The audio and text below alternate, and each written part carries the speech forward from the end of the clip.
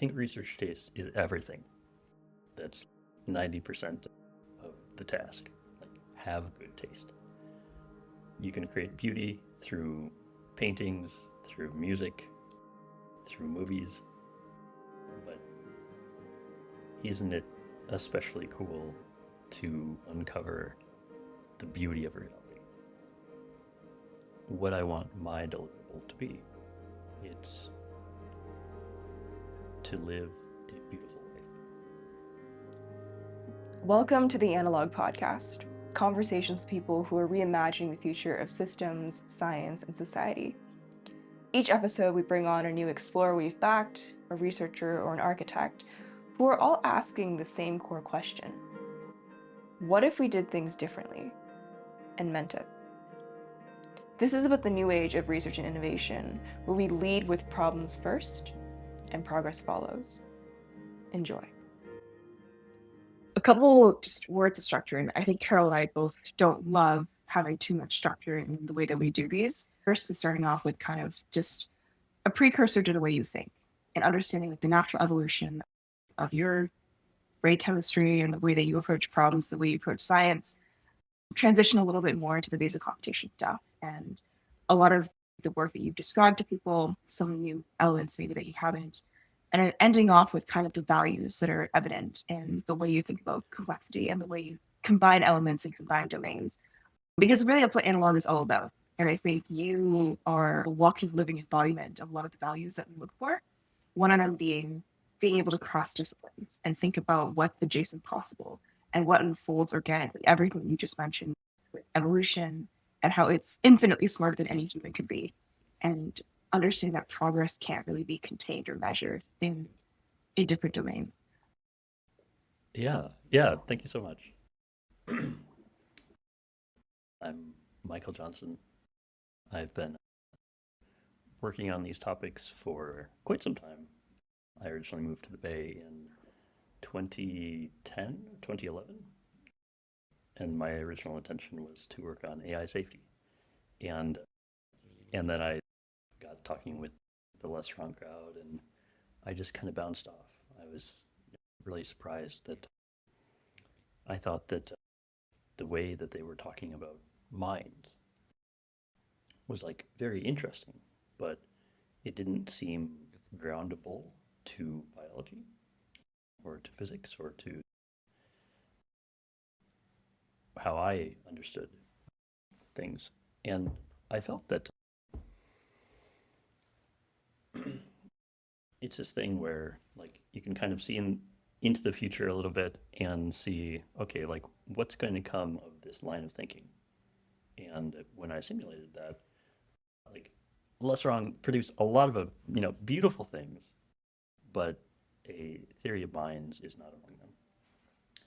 And I had the fork in the road of, do I try to convince people, or do I just try to start the party? And I felt that starting the party was the more sort of light choice, we could say. That if there's value, then like it's kind of on me to find it and to construct a way of thinking about things. So ended up taking way more time than I thought to write Principia Qualia, but then I would say that's been the basis for a lot of my other work. So yeah, I guess in all of this too,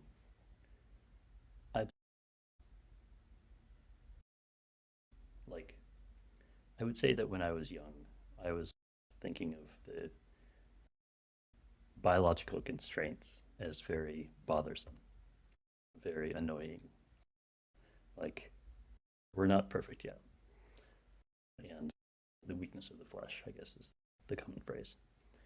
And I think that this journey has really shown me how cool humans are. Just how I think that as you peel back the system of how our bodies work and how our minds work, you just see this beautiful system where there's always reasons for things. And it's been really rewarding to reverse engineer bit by bit the reasons for the way things are. I mean, I think one thing that Carol and I also think a lot about is how innovation, even in science research, even beyond biology, there's this beauty that was always stripped away. Just in, to sacrifice for progress. We think about every time there's been a war or even a traditional physics-based way of thinking about problems. It's always been, what are the principles? What are the formulas? What are the mathematical concepts that we can use to take what's abstract and the beauty of what's really immeasurable and boil it down? And I think what's interesting about your work too is we're coming back, we're almost seeing like a counterculture of respecting and going back to these biological perspectives of seeing innovation and problems in ways of embracing the uncertainty and embracing the unknown and understanding that things don't work in isolation. It's this kind of interconnected web of problems that influence each other, a large dynamic, molecular dynamic ways of seeing problems. I think what was beautiful too about the way that you just outline all of that is a lot of it is about awareness, like awareness of the unknown, awareness of what comes to be. And this is something you talk about in your work as well a lot. So before we dive deeper into your work, I'm curious about your personal relationship with awareness. Like you mentioned that you were going to be entering AI safety, there's an element of awareness there. But how has that influenced your own contemplative practice and how it informs or has informed your scientific inquiries, the background leading up to this? Sure. So that's a good question. Can go many different ways here. I think that, I mean, to your point about science sort of being reductive, I'm reminded of this famous quote from Hamlet that there are more things, Horatio, than are dreamt of. Or there are more things in heaven and earth, Horatio, than are dreamt of in your philosophy. And this is the critique of science, that science is often very good at carving out a little corner and saying, okay, here are the equations for this corner. Here's the systems, the components, the interactions, and it's a brilliant way to do things. It is been very successful in many domains, and it's also very willfully blind, we can say, and that most things of interest include many more things than science can really cleanly point at. And then the question is, how do you navigate that? And I think that, like, you can always double down on the reduction. You can also just kind of shrug and say, well, there's infinite complexity. Who are we to say anything? And I think that there's a middle path where you just look for, I would say, new compressive frames that, maybe humans tend to have limited working memory, capacity for understanding, etc. We are finite creatures, but we can get better and better and better at compressing important insights into simple terms. And I think that this is actually a big part of how science progresses. That it's like the predictive hierarchy in the brain of simple things get fed into feature detectors, get summarized, and then that result gets fed into higher level feature detectors and so on. And this doesn't directly speak to your awareness question, but I think it's like an important thing. And in terms of awareness,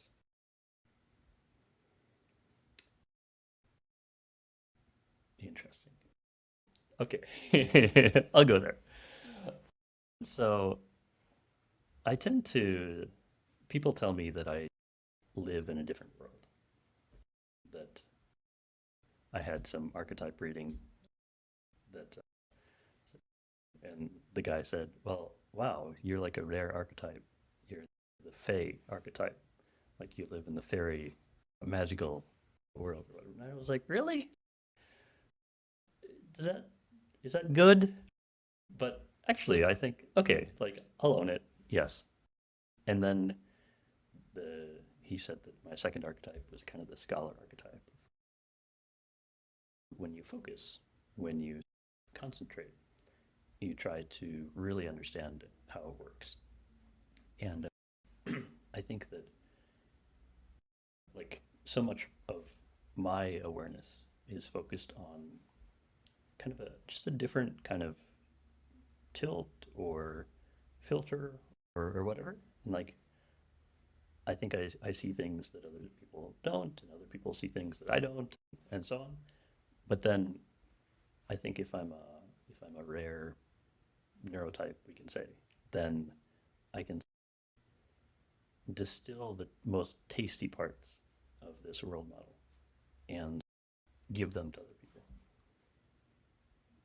It's those abilities to be that rare archetype, though, that I think helps certain people navigate different ways of knowing better than, let's say, traditional work does. A lot of pioneers who bridge scientific and contemplative traditions, there's like a particular taste or essence of attention or presence that I think it takes a rare kind of person to have and to develop as well. But also, addition to that is, I think it's beautiful how so many researchers, I think, are expected to maintain this kind of firm boundary between their personal experiences and lived experiences and their scientific work. But because of the archetype or the way you approach this, it seems much more integrated. Um, and that shows in the way that you're curious about questions and the kinds of questions that you're curious about. So I guess to kind of build off of that, when I'm thinking about like your background, your way of thinking, the way you've developed this mindset, what experiences or insights led you to establish the Institute and to explore this specific intersection of consciousness and neuroscience? In essence, like what kind of drew you to such a niche and very challenging question Sure. that would be perhaps not to deter others? Yeah, yeah. So, I mean, the core answer here is going to be, for me, it's deeply personal. That there is no sort of boundary between my emotional life and the work that I'm doing. It's all kind of one thing. And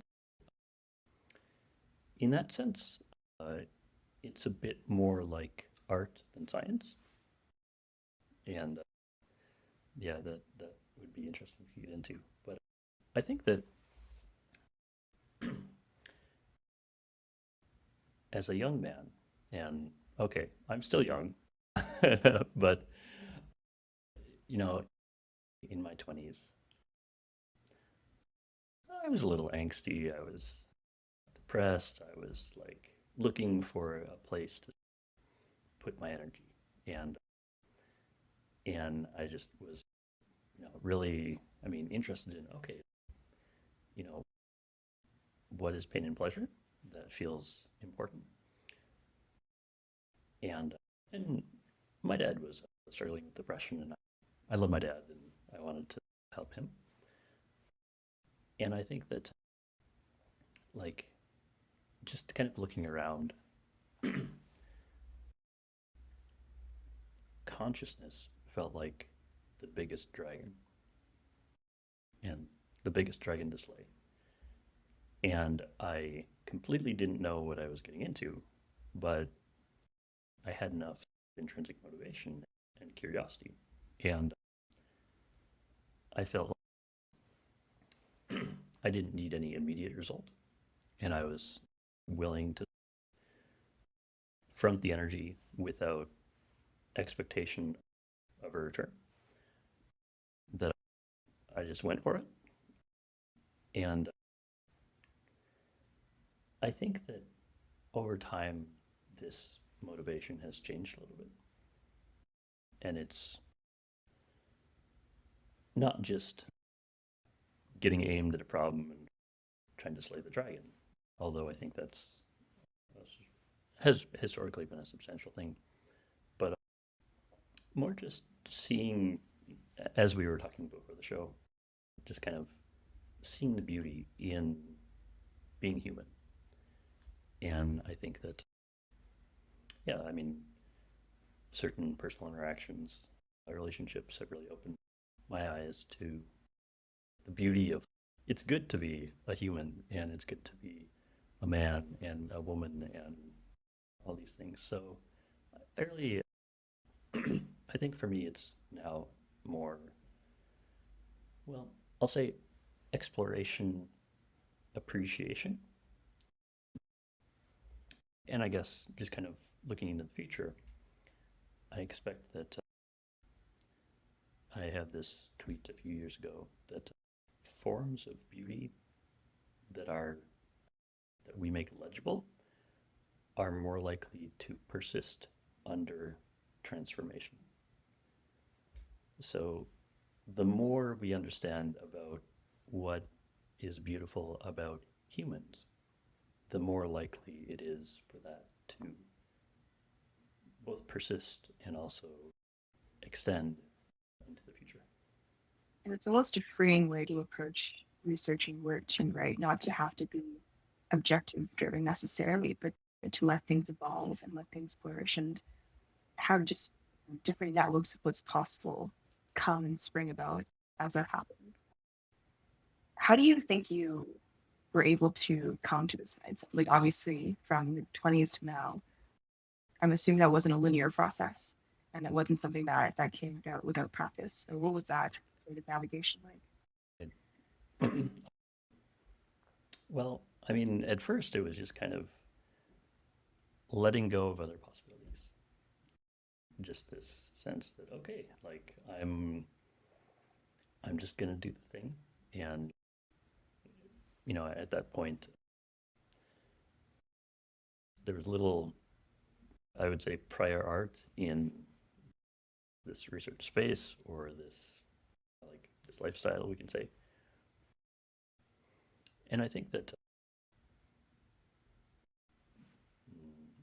perhaps one of the challenges in any entrepreneurial work is, I guess, what might be called the valley of illegibility. Of, you start, maybe you have a nice normal job, you know what's going on, and then you feel like, okay, there's this treasure a long ways away, but you can feel it. And then so you quit your job, you start kind of researching, you start exploring, and there's kind of this long valley where as you get further away from kind of what is simple and legible, you stop being able to explain to others what you're doing or why. And then perhaps much more significantly, you can't explain to yourself what you're doing or why. You just know it's important. I think that it just takes a lot of determination and self-belief that there is actually this treasure on the other side that you feel. That's a very strong way to put it. And I guess to kind of link back to your current work and how that's evolved over the years, how has that changed? Like you first started with vasocomputation. I'm sure you described it, explored it in many different forms. I'm curious how that's evolved over time as your research has progressed, if you've made new connections. And perhaps for someone who's encountering your ideas for the first time, maybe what are the stages that they need to understand to truly understand what vasocomputation theory is and what's most important? Right. Well, the rabbit hole here goes pretty deep. At QRI, when I was there, I would always say, the project is a very long-term project. And just the basic pattern is that if we're doing better philosophy, then that should ultimately cash out in better neuroscience. And then if we're doing better neuroscience, that should ultimately cash out in some actual useful neurotech. And then some people will follow the breadcrumb trail back to the neuroscience and then to the philosophy. In that sense, it was kind of a very sort of ambitious layout that did prioritize the philosophy. And I would say that I guess I've had three major works at this point. The first is Principia Qualia, Symmetry Theory of Valence. So that was 2016. And like the basic sense of that is kind of laying out like how you could turn this consciousness research that's very much like alchemy right now into something closer to chemistry.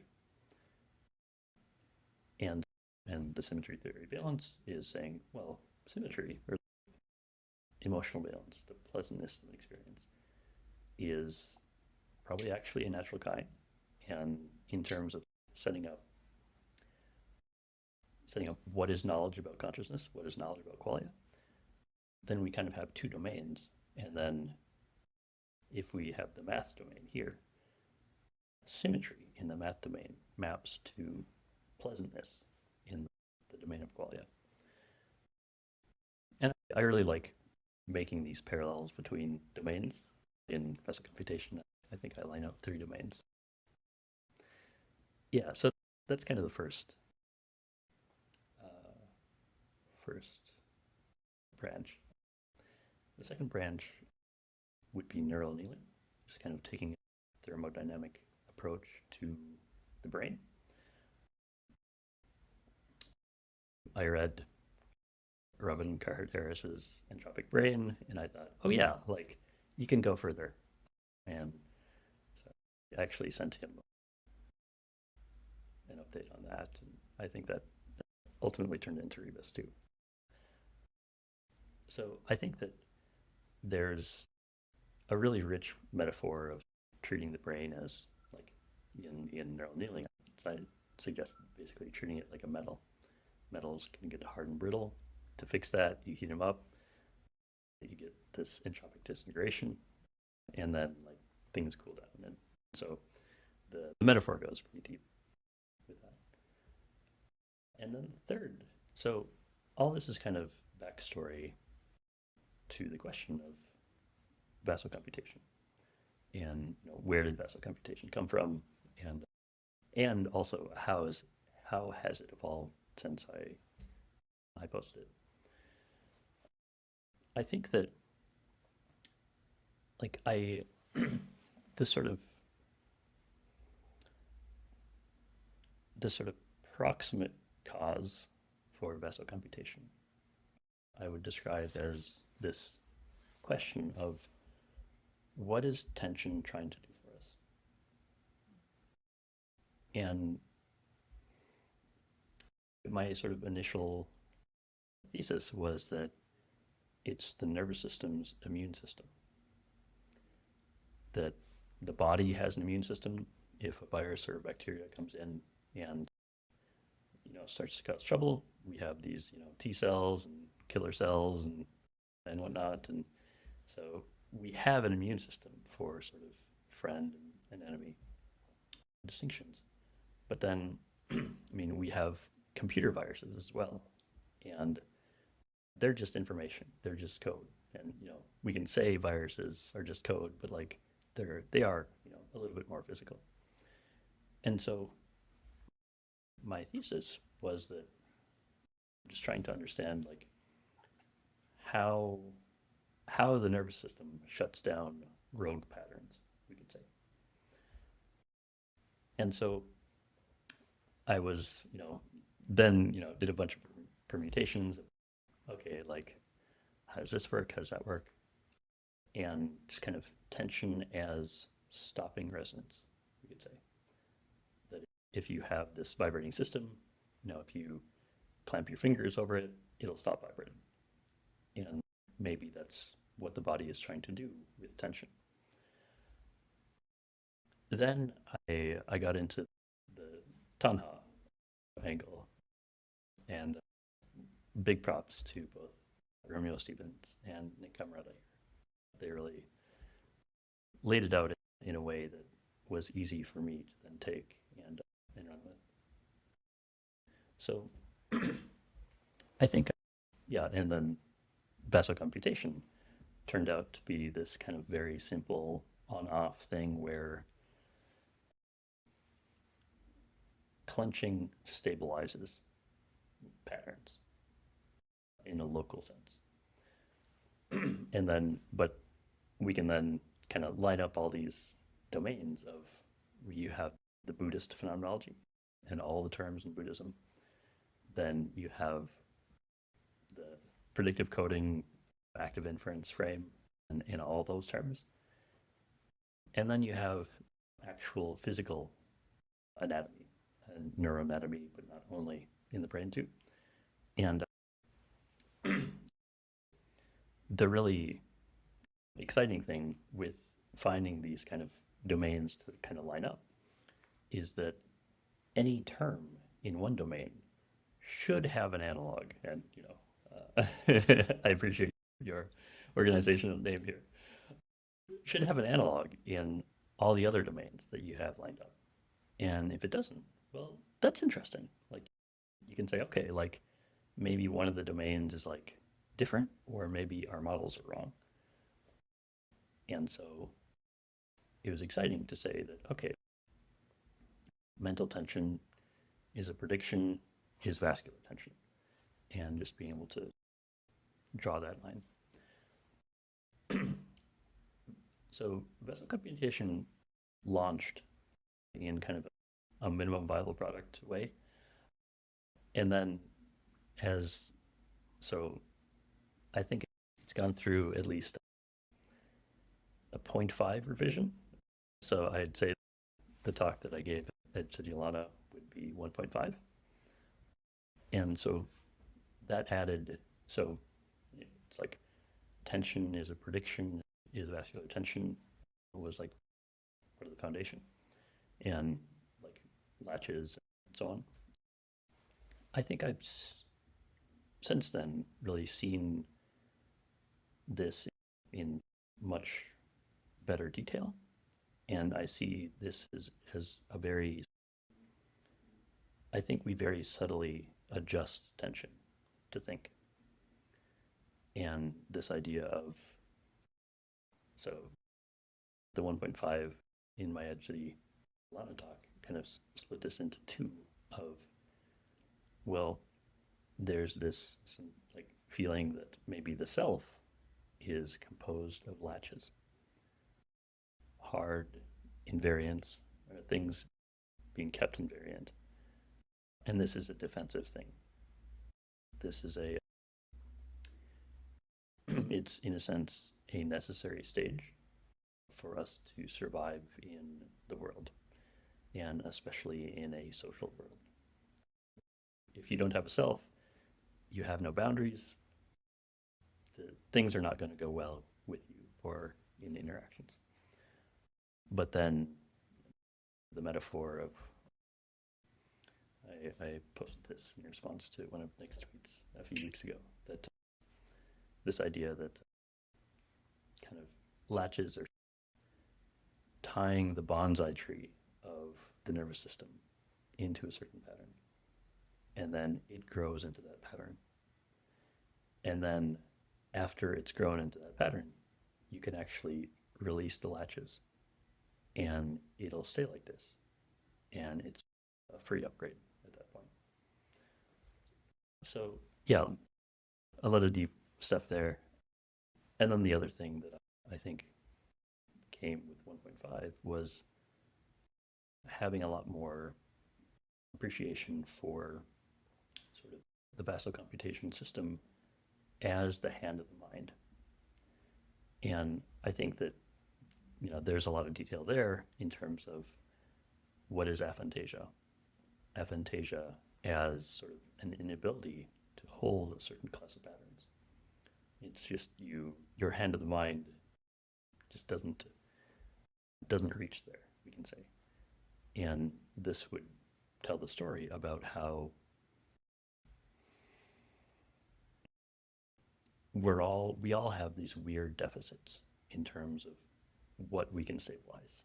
And I think that this can be mapped to a very, very physical deficits of, yeah, I literally can't clench in V1 and V2 in my visual system, whereas you can. So you can, picture things better than I can. But I do think that ultimately this is a trainable thing.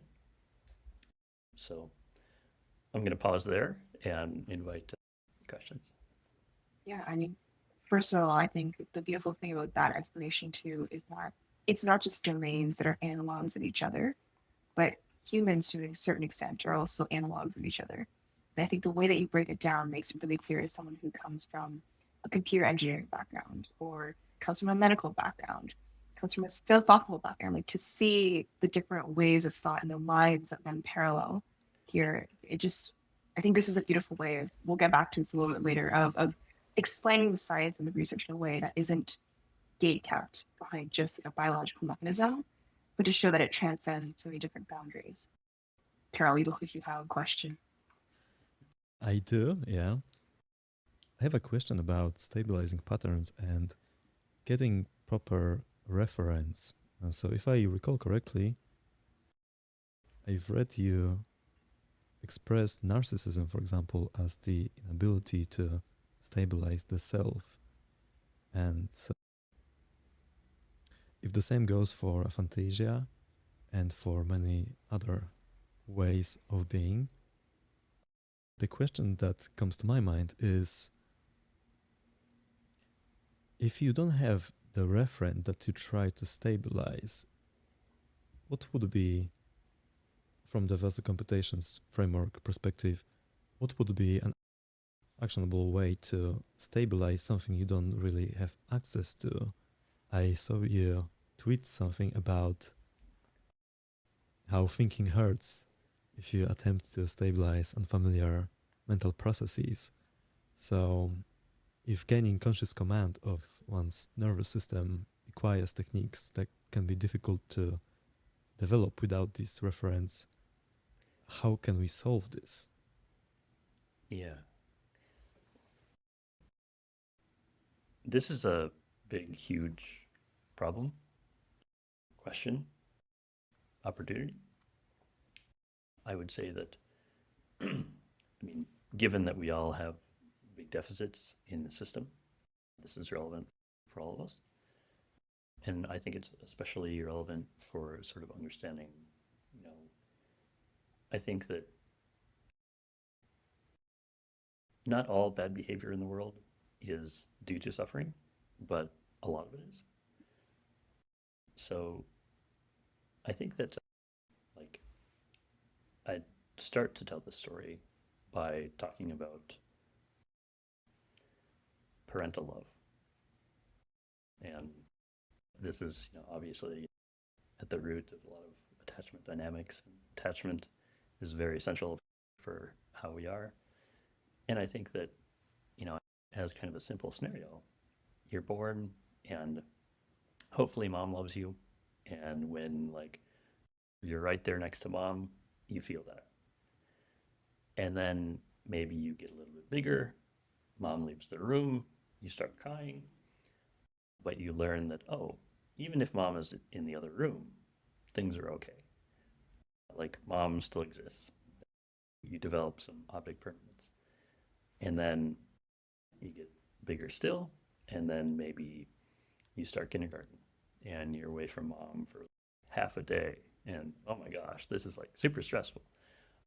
Or, for some kids. But you kind of learn, okay, mom's still at home, she still exists, it's okay. And then, you go to college, maybe you call mom, some might call mom, once a day, some once a week, some once a month, some never, who knows. But essentially, what is that feeling that sort of comes when you feel loved, when you feel safe? And I think it is just this kind of feeling of security, feeling of safety, feeling that nothing unsurprising is going to happen. there's not going to be any sort of crazy large prediction errors, we can say. And I think basically attachment dynamics is some people learn how to give that to themselves and some people don't. And I think that, it's hard to summarize this in terms of like labels, narcissism, or whatever, but I do think that to some degree, this is a desire for a sort of safety that you don't know how to create. And so you think, okay, maybe if like I need attention and this is how I get it. And to some degree, I see that as a deficit of vasocomputation. And I talk about this in terms of we all have a default stance of how we hold ourselves. And like this as we can talk about it as a pattern of tension. And then we can take on different stances for different situations. But I think that it's really wholesome if you integrate this feeling of safety, of security, of love into your default stance. And that whether you've learned how to do that or not is like a really big fork in the road in terms of life satisfaction, and I guess I would also say phenomenological success. So I also, there's a friend that used to work for a different institute. She talked about how Emily is her name, and she shared that sometimes you get these, we can talk as if people have utility functions.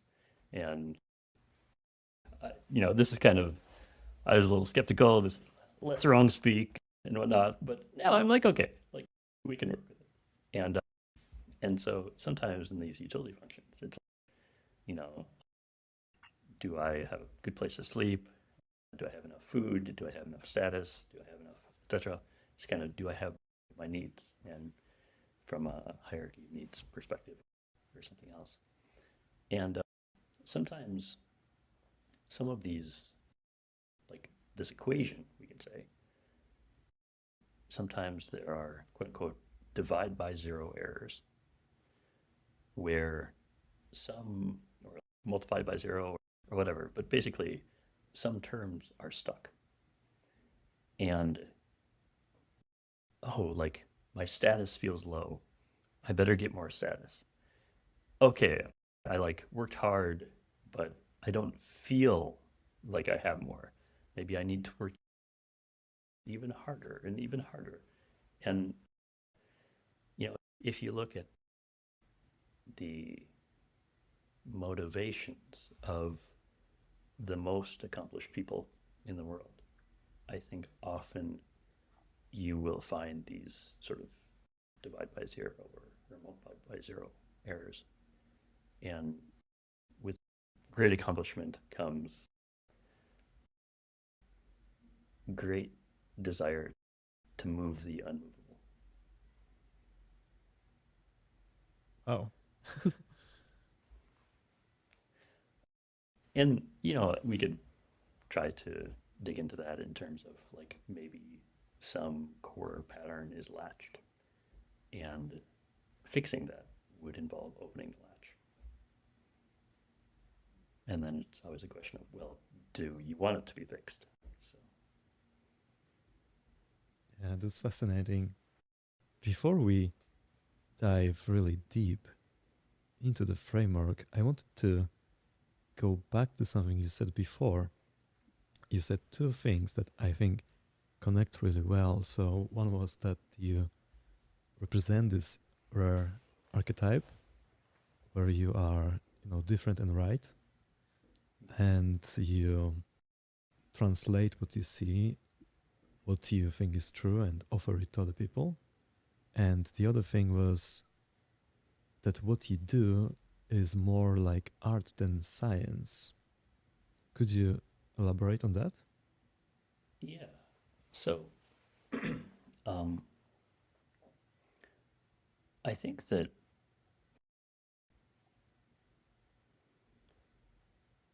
the art versus science thing is a false distinction in terms of if you look what the great physicists were doing and why they were doing it, their sort of mental substructure for what they felt their role was. They were absolutely artists, and they would say so. And it was this systematic quest for beauty. And they felt that they had this, they were, maybe we could say, uncovering the system that God created. And like, you can create beauty through paintings, through music, through movies, but isn't it especially cool to uncover the beauty of reality? And I think that, yeah, I would call most of them artists. And I think that it's like, what is the deliverable? And like, this is always a question for researchers. This, is the deliverable a paper? Is the deliverable a new theory? Is the deliverable a productive institute? And what do you mean by productive? And so on. And like, these are hard questions. Even a banger tweet is a potential deliverable. And yeah, I think that this might sound egotistical or haughty or unreal or whatever, but I think there's kind of this choice of what I want my deliverable to be. And it's to live a beautiful life. And I think everyone has their gifts. And I think it's absolutely necessary to, if you want to live a beautiful life, to use your gifts. And there's this classic mathematician's apology that talks about, yeah, you make what sacrifices you have to do that. And so I guess I'm trying to become the Platonic version of myself in terms of, okay, what are my gifts? And I'll double down and make it work. And I think like the beauty of just going back to one thing you said is this synergy of acknowledging what your gifts are, but also where the deficits might be. Right. And understanding that those come together in parallel. Both truths can exist. And there will be people who see those gifts, and there will be people who don't love the fact that you don't have deliverables, that there are deficits in the system, but reconciling the two.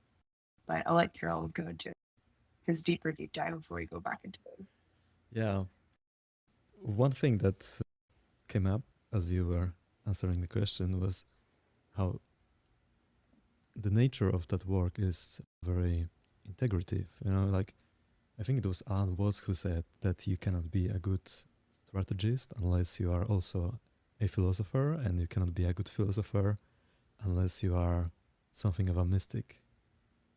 These things aren't separate. They inform one another and they develop at the same time, eventually converging at a worldview that is coherent and integrated. So I wanted to ask, in your journey, as you are discovering new areas of interest, new domains, new ways of looking, how did you decide what was worth integrating? Do you have like a North Star you use to navigate these waters? Do you tend to follow Right. what seems to be interesting, or maybe there is some other epistemic principle at play? Yeah, that's a good question. I would say that one of my first moves in my 20s was to appreciate this idea of ruin value. This idea that, okay, you have all these Roman ruins and they're actually beautiful. They might be more beautiful than they were when they were, fully intact. And just to realize first that you can have all the beautiful ideas in the world, and if you can't get them out, in a sense, it doesn't matter. That for sure, like it's better to have beautiful ideas than not, absolutely. But maybe tomorrow they'll be gone. And I think like I was very motivated to even just create one beautiful thing, and one beautiful thing that sort of didn't require my sort of continual energy, we could say. Something that, would have at least some small amount of ruin value. And what I realized is I simply had to learn to write. And because the writing value or ruin value of writing can be very substantial. And if you don't know how to put things into words, to crystallize things, it's really hard to have substantial ruin value then. So that was one big realization for me, that words are very just so powerful. And then just in terms of, well, so I see myself like sometimes I want to almost retreat into mysticism or whatever and be like, okay, guys, I gave you the ideas, you figured out, but then it's okay, that's not really the long term play. And I think that so there's this recent AI paper, AI 2027, kicked off a bunch of controversy on Twitter. And I think that like one thing that really stuck out at me was this focus on research taste. And there's this like I think research taste is everything. It's really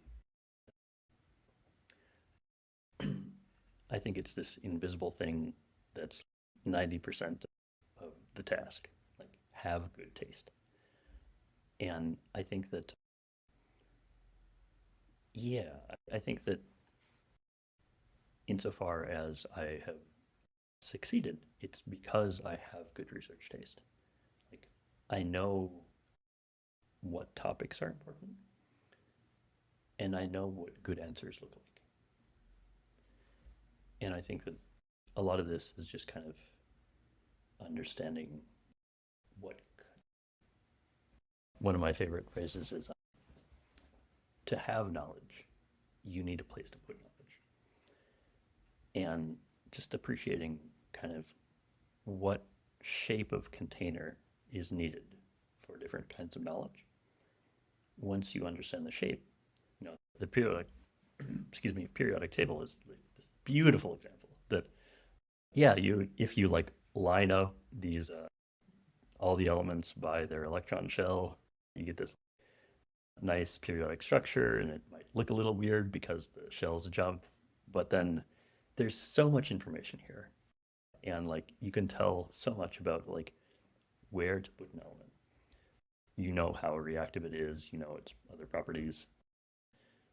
And if there's a gap, that something will be found to fill that gap. It's like element 37 or 52 or whatever. It's gonna be found.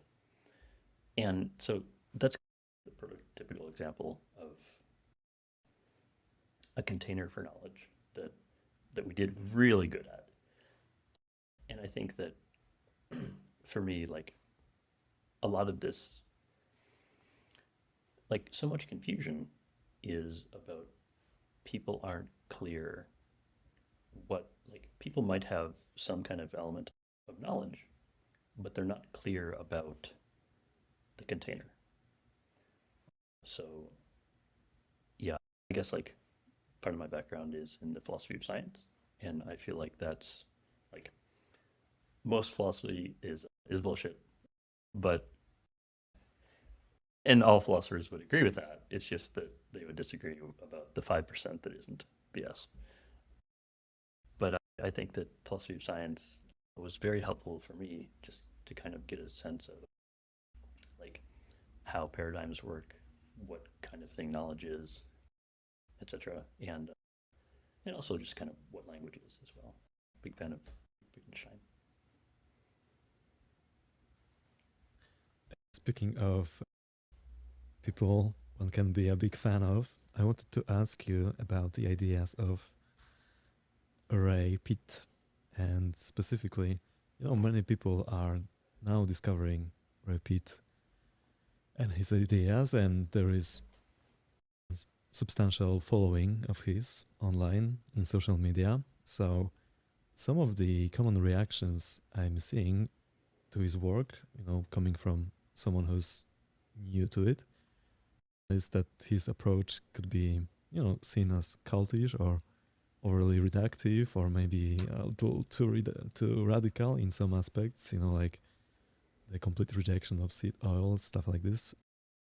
So I'm curious, what convinced you personally that there is genuine value in Ray Pitt's theories?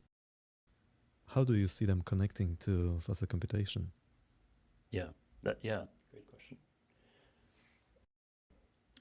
Before I start, I'll point out that I have my PD things here. Some coconut oil and marmalade and thiamine. Yes. Yeah. I'm a big fan of Ray Pitt. And if I had to put why into words, I mean, many ways to go here. One is, I think he really there's this phrase that sounds derogatory, but it's totally a compliment. He was a schizo-autist. And, it's like he really felt things very viscerally. And then he tried to put it into a system. And that's a good recipe for either insanity or something really nice. And for Pete specifically, I think like he seems just like the base was just a man who was very curious. And of course, his thyroid got destroyed by a fluoroscopy when he was like 6 or whatever. So he had to figure out this sort of bioenergetics of the body. And I mean, to like a couple of his sort of core quotes would be that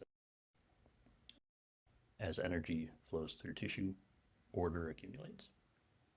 And energy and structure are interdependent at every level. And I think that this idea that we are at the core to understand what is a human, we should understand this kind of structure just kind of built around our metabolism. And, there are various metabolic pathways, and oxidative metabolism is, particularly efficient and so on. And then as energy flows through this system, structure accumulates. It's a very sort of powerful model. And then because it allows you to diagnose problems as metabolic problems, this structure is degrading because the metabolism is broken. And if you fix the metabolism, then you can regenerate the structure. He read very widely. I was, reading about the effects of coconut oil on feeding pigs and how it made them like really lean and high energy, and that wasn't what the farmers wanted, and so on. He's known for the anti-seed oil stuff. And I think it's just correct. I think it's a very, very true and very important and very underappreciated thing that so many problems can be linked to the reactivity of these oils in our bodies and so on. In terms of connecting Pete and vasocomputation, so this, I would say, you're going to get a vasocomputation 2.0 beta 1. So I would say that, first of all, have some kind of meme posts on Twitter talking about metabolic enlightenment and how, there's a guy in the Alps and he drank like 50 cups of coffee a day and he had this big spiritual breakthrough and a bunch of aspirin every day too, and it could be related. And I guess there's the stick and the carrot here, or like the good part and the bad part. The good part is, like maybe if we revved our metabolisms up, it would be easier to, for example, like open latches. The bad part is, like, on average, our metabolisms tend to be on the low side, historically speaking. That over the past, 150 years or so, we've lost about a degree Fahrenheit for body temperature, and this being a pretty good proxy for metabolic rate. So, like, that would be one angle, and one thing that I'm extremely excited about in this space is like laying out, okay, like what would a Ray Peat meditation retreat protocol look like? Like no seed oils, a lot of red light, CO2, like baking soda before bed, and so on. And just, it's not going to do the work for you, but on the margin, it could be extremely powerful. Like certainly, it could be the difference between, if you do a 50-person retreat, how many people get breakthroughs? Is it 0 or 10? And I think it's really significant that way. So it's like, what is the Ray Peat meditation stack and so on? So it would be, at some point, I should really write that up. The second thing gets into Gerald Pollack's work. He talked about aspects of the cell, and this idea that, in particular, so I think it's Cells, Gels, and the Engine of Life is like one of his 3 books on this, and he talks about how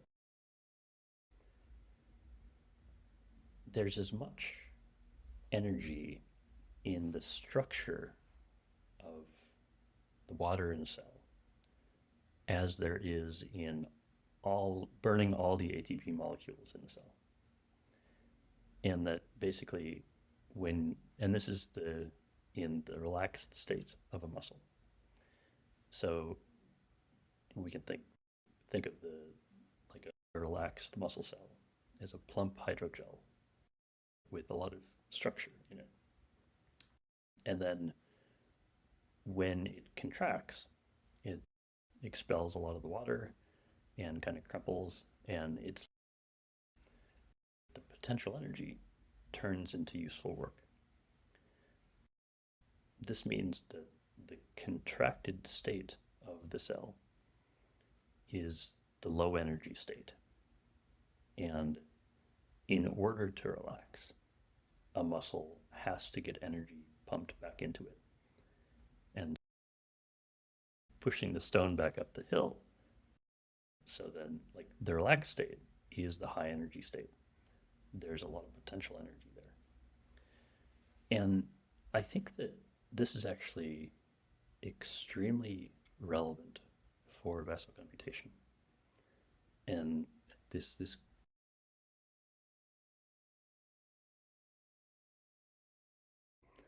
and there's this kind of maybe kind of default intuition where like it takes energies or excuse me, it takes energy to clench. And this model kind of turns that around and says, no, it actually takes energy to sort of charge up a muscle into the relaxed state. And then the sort of default action is to clench. And so, I mean, this is sort of the observation that like it's hard to relax. It's like hard work, and if you're not in a good metabolic state, like you can be laying in bed and you're just super tense. And I think the sort of status quo perspective of muscles would have trouble sort of telling that story. But the Pollock version would be like, yeah, like it makes total sense. Like you your muscle cells are in like locked into this low energy state. And one thing that seems particularly relevant is there seem to be kind of two kinds of energy that sort of go into restructuring the cell. And one is just kind of chemical energy, and like ATP molecules like not only can be burned to for chemical energy, but also they sort of are very crucial for this structure. The other energetic input is something like red light or even heat or movement that sort of when like one example of like how I think this should be applied is make sure or like hold meditation retreats in like places with abundant light. Like make sure people get a lot of light throughout the day, especially morning and evening. So yeah, rabbit hole goes pretty deep there, but that's what I'd say. And I think just to wrap that up, I think this idea of what is a latch, there's this, I suspect that there's some like interesting stuff with like latches shutting down, I'm going to say the microtubule processing network. So big rabbit hole there. But I also think that it's sort of this, like a latch is a very low energy state. And opening latches will, so latch being the latch bridge mechanism of smooth muscle, is kind of this sort of locked tension in our vascular system. And so I do think that opening latches will be like not just sort of creating the information conditions, but creating the biochemical conditions of sort of pushing energy into that region to sort of recharge the muscle cells. Yeah. Speaking of meditation retreats, some meditation teachers, and Ray Ray, who wrote Touching Enlightenment, would be a good example. Some of them warn about the futility of meditating in a disembodied state. They really stress the somatic aspect of meditation. And you mentioned, was it Eugene Krishnamurti who was having 20 cups of coffee and aspirin, high in the mountains before he attained what he would consider moksha. So the question here is, would that be a good? Would it be helpful if people who are serious about meditation shifted to, from meditating for many hours towards the quality of meditation, and maybe if they looked into getting their metabolism up, as opposed to just doing the reps? Would that be the constraining or the scarce factor in that work? Right. So I would preface this just in terms of like I want to be coming from a place of humility here, and I there's a lot that I'm not sure about and so on. I do think that from my conversations with people, it does seem like quality does trump quantity, and that 1 hour of good meditation is worth a day of mediocre meditation, and that a big big thing too is, does the meditation stop when you open your eyes? And are you still in a high energy curious state, and you're just kind of exploring how things work throughout the day, and then the next sit you just kind of pick up exactly there? Or the bell sounds, you open your eyes, you're finished, and you just kind of enter normal life mode. I think that this is probably and this I credit Nick Camarada for this observation. And I would also say that, if you're in a low energy state, it's just really hard. And it's not like a personal failing, it's not a character flaw, it's just you might not have the energy to actually do the thing, because meditation done right, it's not relaxation in terms of cessation of effort. It's really being very active in terms of trying to understand what's happening. And so I think that if the biochemical conditions are not there, and if I read these crazy estimates of maybe 90% of people are hypothyroid or whatever, and wow, and that makes me think that on the margin, just kind of fixing your energy production is probably going to be a better use of time and energy than an extra, switching from an hour to 2 hours of meditation a day or something like that. Thank you. The next question I wanted to ask is about insight, and what actually is insight, and what happens during the moments of insight. You read about this interesting perspective on insight, that it's analogous to phase transitions in, I think it's called self-organized criticality. If you have a sandpile avalanche model where small additions eventually trigger a substantial reorganization in the system. So would that frame align with how you think about insight, and what does vasocomputation have to say about insight? Yeah. So I think this kind of gets to kind of what are the most useful compressions here that sort of allow us to take a very sophisticated situation and sort of pack it down to something that's very manageable and that we can sort of play with and work with. And I think this idea of self-organized criticality is one of these really useful frames.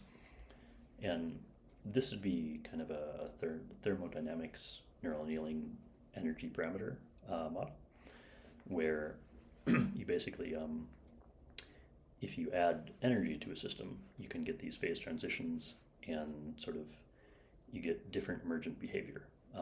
You can sort of shift to a different attractor basin or local minima or whatnot. I would say to bring vasocomputation in, I do expect that both the neural system and the vasomuscular system will each have an energy parameter. So it's sort of, there's neural annealing and there's vasomuscular annealing, basically. And I suspect that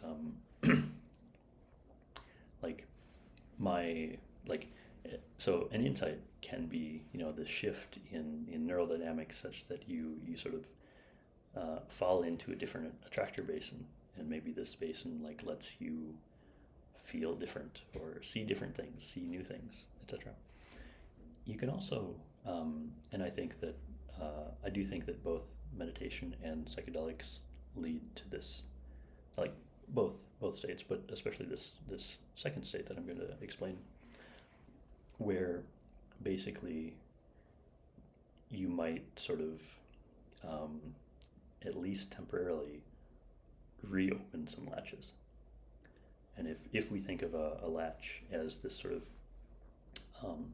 hard constraint on a system's range, that in a certain range, or in a certain physical area, there's sort of a pattern that's gotten frozen or locked in. It's like what was a variable intrinsically is sort of being held as a constant. Then I think that in some meditation and psychedelic effects, this sort of reopens and this constant becomes variable. This sort of circuit, or this neural network that has sort of been, we can say, pinched into a circuit, sort of unfolds back into a real network.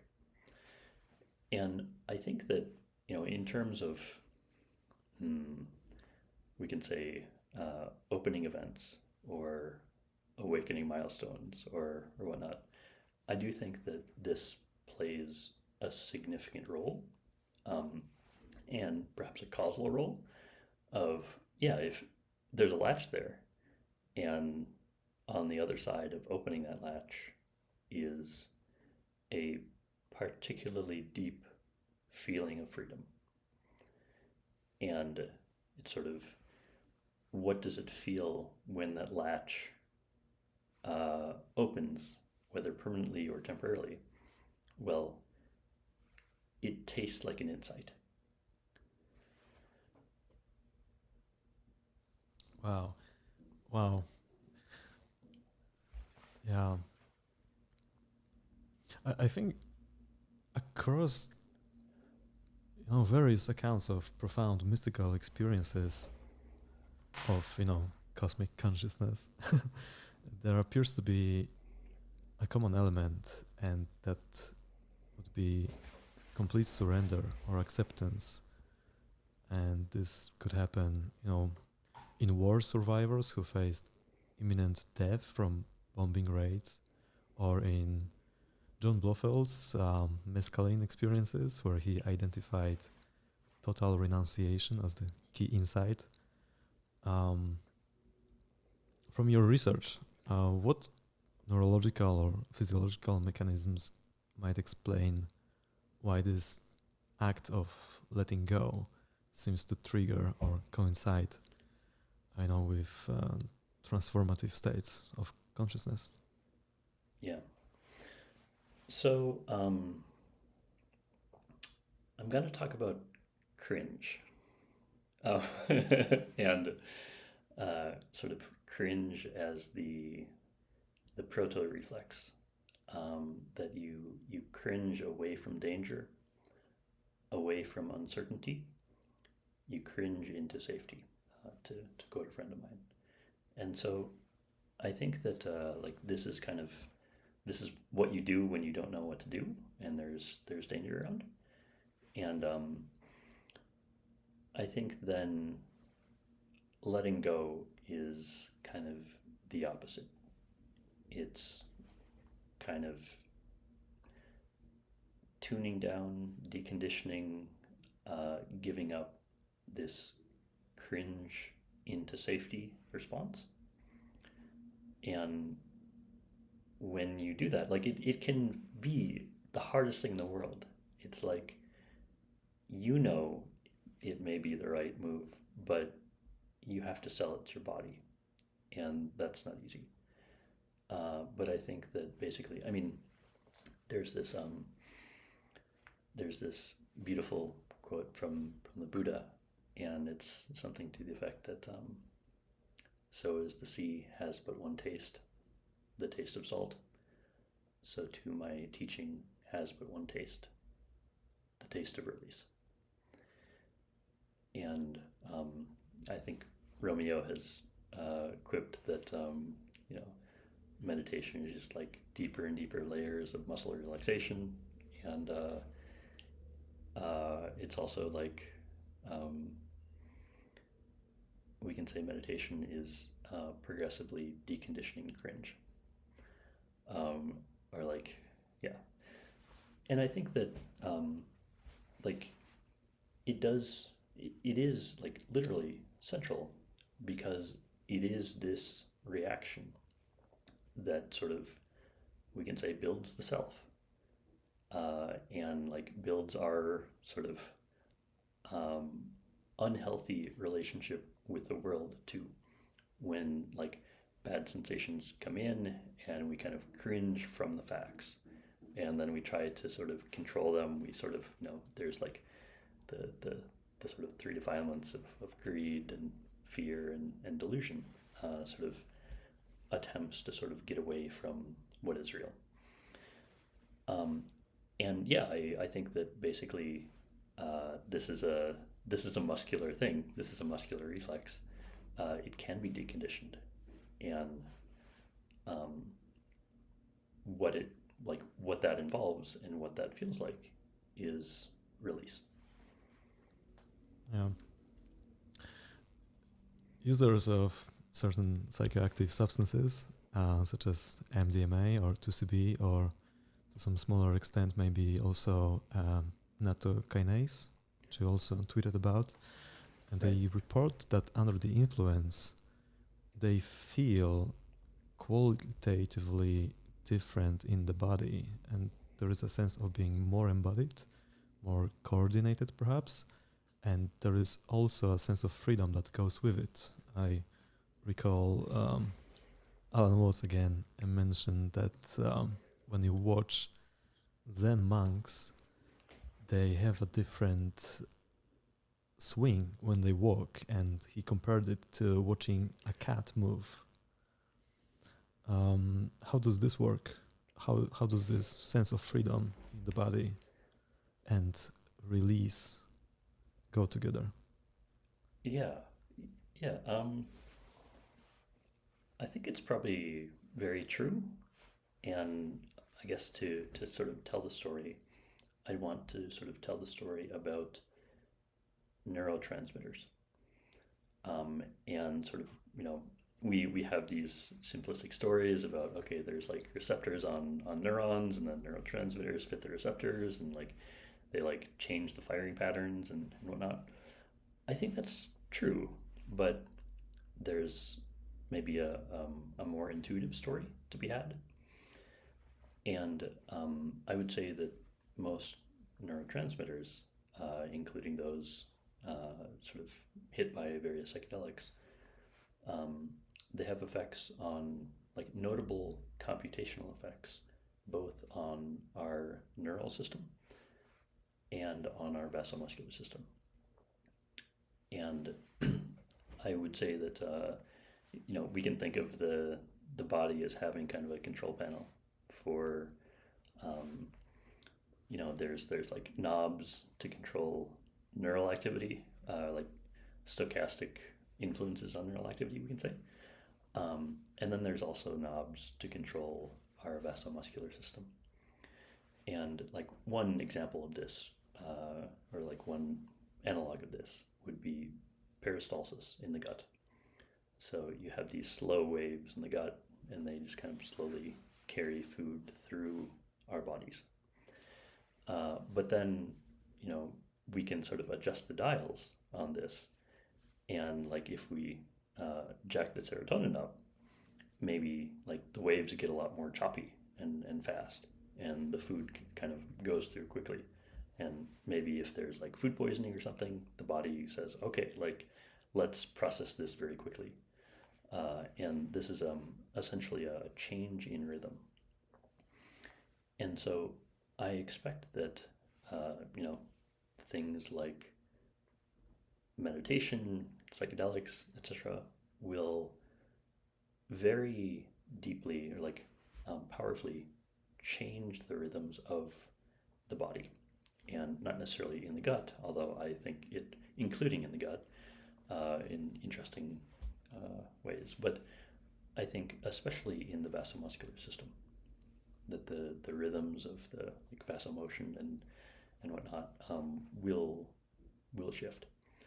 And I think that you can get sort of, we can say, temporary feelings of unity and oneness and these amazing states, and then things go back to normal after the trip. And so part of this is sort of long-term training of trying to become maybe a little bit more harmonious in your vasomuscular rhythms, and then some of this, and like less twitchy, less reactive, less likely to sort of clench or cringe as some kind of challenging sensation comes in. And then some of it will be opening latches, and like some latches will reclose after the trip, some may stay open, and if it stays open, then it's going to be a permanent change. And I think that like part of both the good side effects and bad side effects of psychedelics sort of may resolve to like which latches were open. And even strange side effects, like there's this HPPD where even after a psychedelic experience, you have like triangles, and it's like where like some feature detector in your visual hierarchy stays latched. And I guess I see it as like very sort of we're going a little far afield here. I hope you don't mind. Great. I see it as just this very interesting, pretty central thing in terms of there's this predictive hierarchy in the brain where the lower levels kind of deal with kind of very sort of basic feature detectors on the stimulus. So like, is this a line? Is this curved? Is this bright? Is this dark? Is this red? And then every additional layer sort of has the results of the lower level as input, and then runs more abstract feature feature detection on that. And sometimes I think like with vascular tension, with latches, certain feature detectors can get stuck. And like I wonder to the degree that happens without psychedelics as well. Like it's kind of really obvious when, I took some drug, and then like I still see triangles today, and like, is my brain broken or whatever? That's kind of an obvious case. But like, how often does this happen just in the normal course of operations, and we don't really know it, except that we just kind of we see a certain pattern everywhere. Would it be then correct to say that, if let's say MDMA may temporarily reduce or relax the latches, and some of them might persist beyond the experience after the substance is already metabolized, could this explain why some MDMA users report, diminished effects over time, but not exactly due to pharmacological tolerance, but because their baseline psychological state has shifted closer to the latch-free state they initially experienced under the influence? Yeah, so I mean, I think there's several several factors that are worth paying attention to here. One is that some of these drugs are unfortunately neurotoxic, and sort of some attenuation of effects over time could be sort of some bad sign of, well, these classes of neurons are sort of getting killed or something. So that's worth noting. But I also think that the pattern that you're pointing to is very real, and it's like if you have some sort of cobweb of latches, we can say, and then you do something kind of high entropy and you like clear some latches out, then the next time you do that same high entropy thing, you will clear fewer latches out, and like maybe you would need to do a different class of high entropy thing in order to sort of get a similar effect as the first time. And so one of the, generally speaking, things that are unhealthy for the brain do not feel good. Sometimes, you get some edge cases like, okay, maybe MDMA isn't like super healthy for the brain, but it does feel good, and that's weird. One thing that is like clearly bad for the brains is general anesthesia. But yet general anesthesia has this very reliable and durable antidepressant effect, mood lifting effect for weeks afterward. And I do expect that this effect to be driven by just kind of opening latches, just kind of dissolving latches, relaxing this muscle in kind of stochastic ways.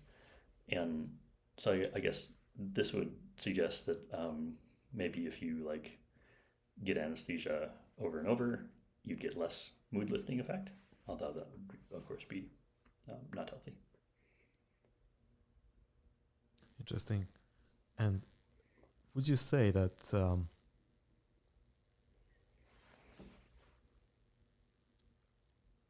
repetitive thoughts would represent a form of frozen physical sensation in the body? Yeah. I'm getting a little feedback here. Testing. I wonder who it's coming from. It's a little bit loud for me. Okay, that was it. Cool. Yeah, so I think there's this question of like, what does the latch feel like? And I think like it's sort of something being held constant, and like some as I was saying, that like some kind of variable being held as a constant. And I think that like any sort of good theory of the nervous system or of the body is also tacitly sort of a theory of how things can go wrong too. And we should be able to sort of reimagine like this disorder as a disorder of latches, or that disorder as a disorder of latches. And one thing that comes to mind is something like eating disorders, as like there's something latch and it shouldn't be. And so I have a good friend who took psychedelics, like was struggling with an eating disorder for a long time, took psychedelics, and it was just gone. Just after that experience, it was just not a problem. And I think that I do think that like certain disorders of anxiety, we could say, of like you can't get this out of your head. You have these recurring thoughts. You have this sensation that you can't seem to get rid of, or whatever. It could just be like this specific thing is latched, and if you could open that latch, you would resolve the problem. This reminds me of something I read, and now we are entering what many would consider woo, but nevertheless, it's completely anecdotal. As far as I know, nobody has seriously studied it, but there have been accounts of people who claim to have cured their allergies under the influence of LSD. And one of the most famous stories, I think, was about a man who had an allergy to cats. And one time he dropped acid, and a cat came to him, sat on his lap. He had a positive experience with that cat, and the allergy was long gone. Do you think there is validity to this? And if yes, then what's going on? Is it just, updating priors? Is it reliving some kind of negative experience and healing it? Like, how would you interpret this experience if you consider it valid? Right. I think I would come down on the woo side of this. That I think that, obviously, immunology is real, and like toxicity is real, and you can't just choose to. I would simply not be damaged by the lead or something like that. Like some things are sort of beyond the power of the mind, we can say, but like an immune response is not that there's something intrinsically dangerous about something, but that your reaction to something is improper and sort of is creating the damage. And it is this question of like, can you sort of more directly interface with the system making these calls, and can like whether it's some drug or introspection protocol or whatever, can you sort of get this under control, tame this response, negotiate with the system, whitelist this thing, many different ways to frame it. So my friend Mark, meditation stuff on Twitter, says that he's gotten big effects on sort of introspection on various previous triggers. So I don't think it's crazy at all.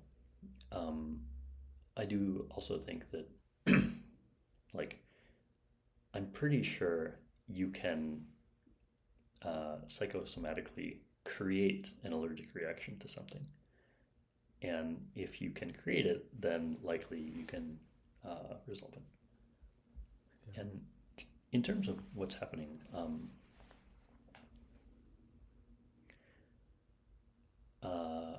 I guess one question is, to what degree do we have sort of like, if we have a very still mind, we can say, and just like we sort of ramp the sensitivity up and the stillness up and just kind of feel as carefully as we can, to what degree do we have phenomenological access to what our immune system is doing? And I'm going to say that there's probably huge individual variation on this, in terms of like, for some people, I don't expect that they could ever sort of, manage this by phenomenology.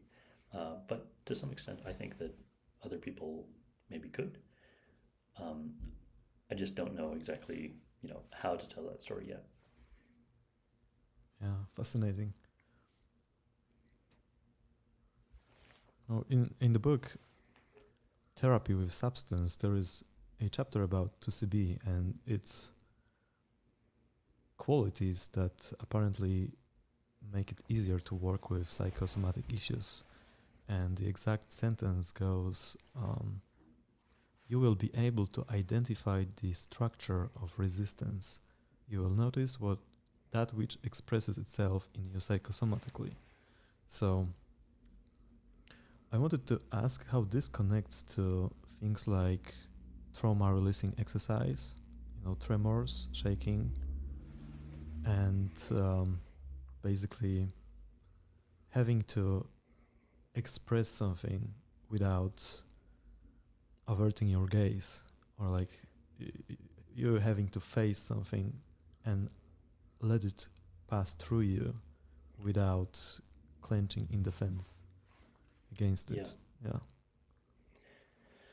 Yeah. I think I'd sort of make one detour first and then touch on that. And the detour would be sort of, with a very extremely respectful nod to Michael Levin's work. There's this idea of like, we're sort of these nested fields of bioelectricity, and I do think that a lot of decisions in the body are made by through this system of nested fields.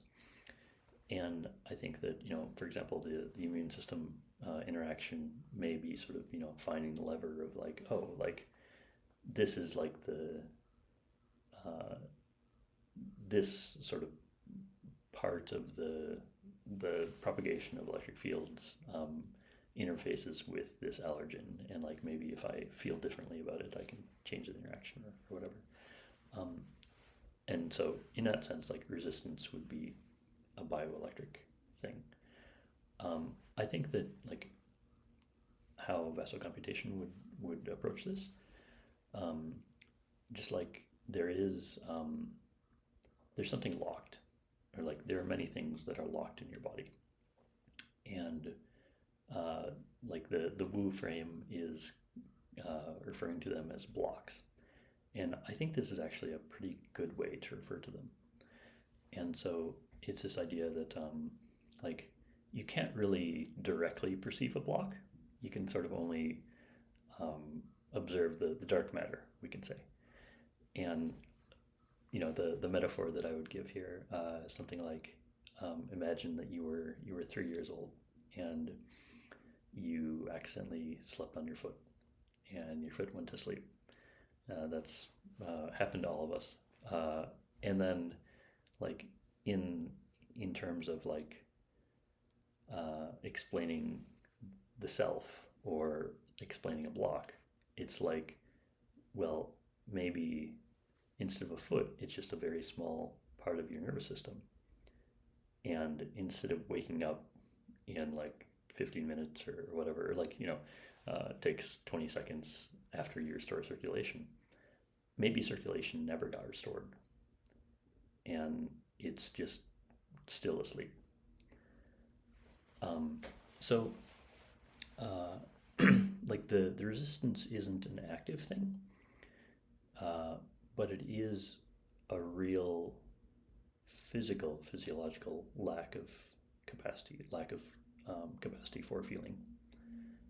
And the shift that sort of undoes that will be a physical shift. But this physical shift can be catalyzed by attention. It's like attention is also a physical thing. So if you can bring your attention there, you are tacitly like dramatically increasing the blood flow there. So it's kind of a chicken and egg thing. Like if something is clenched, you can't bring blood flow and attention there.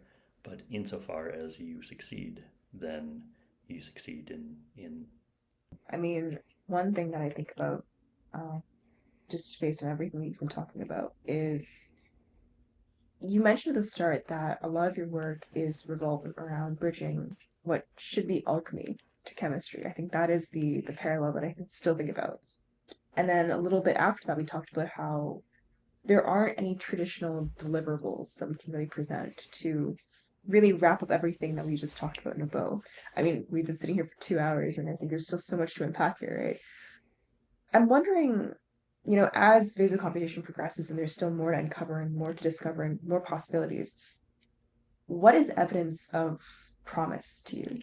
Like, what is evidence that we're moving in a promising direction? I think it's a really good question. I mean, I think that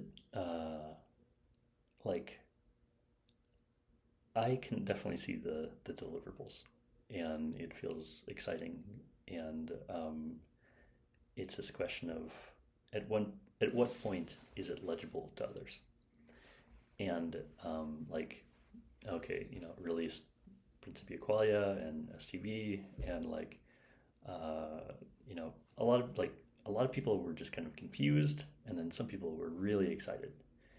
And vasocomputation, maybe I've gotten better at telling the stories, so like more people were excited, and I think that so okay, first of all, I do think that really like when it comes down to it, people are much more likely to believe you if they like you. And this, we can rail against this and rant and whatever, or we can just say, okay, there's like a very human aspect to this, and so I think that, but just in terms of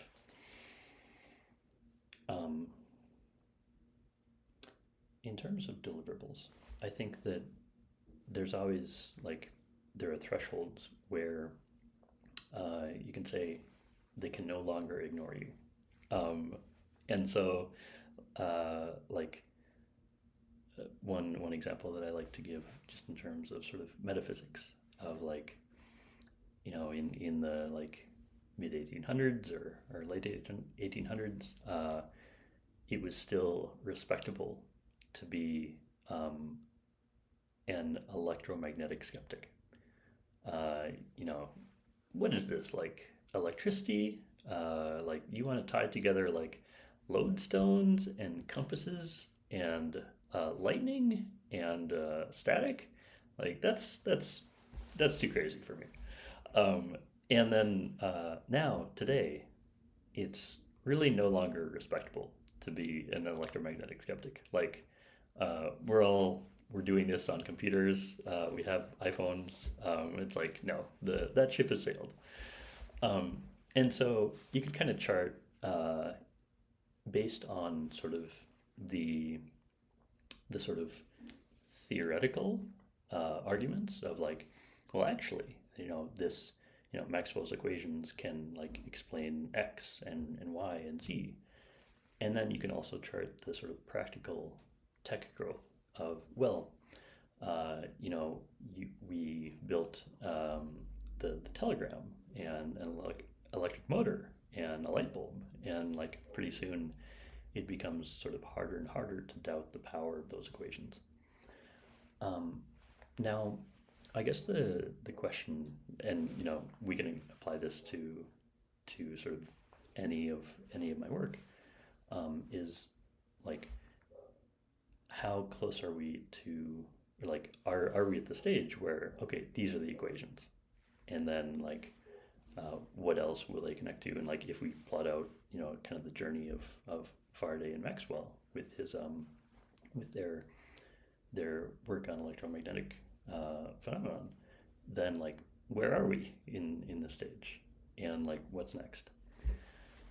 So that would be like a setup for this, and I think that like for me, for vasocomputation specifically, three of the big prizes are, first of all, can we make a map of latches? So can we have this sort of objective, like we did a scan and here are the latches in your body. And then we can kind of have, be building a science of interpreting that data. That like a latch here might be like you were bitten by a dog, and whatnot. And then second, can we use this thinking? Can we use sort of vasocomputation theory and adjacent theory to reliably open latches.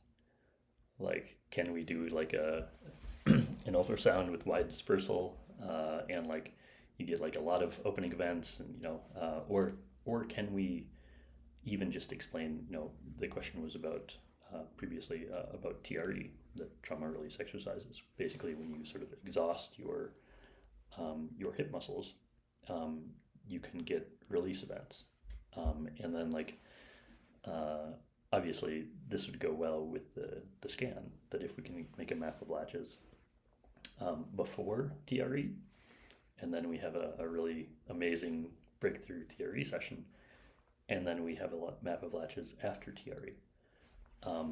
That would be a very big deal.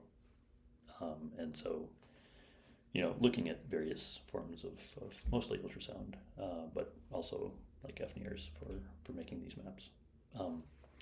And then I guess third, this is like a little bit less clean, just in terms of a type of knowledge to point at. But I do think it's very important, just kind of characterizing, I want to say like reflexes, reactions, capacities for flexing in your vasomuscular system. And so like some kind of example here would be like, how twitchy are you?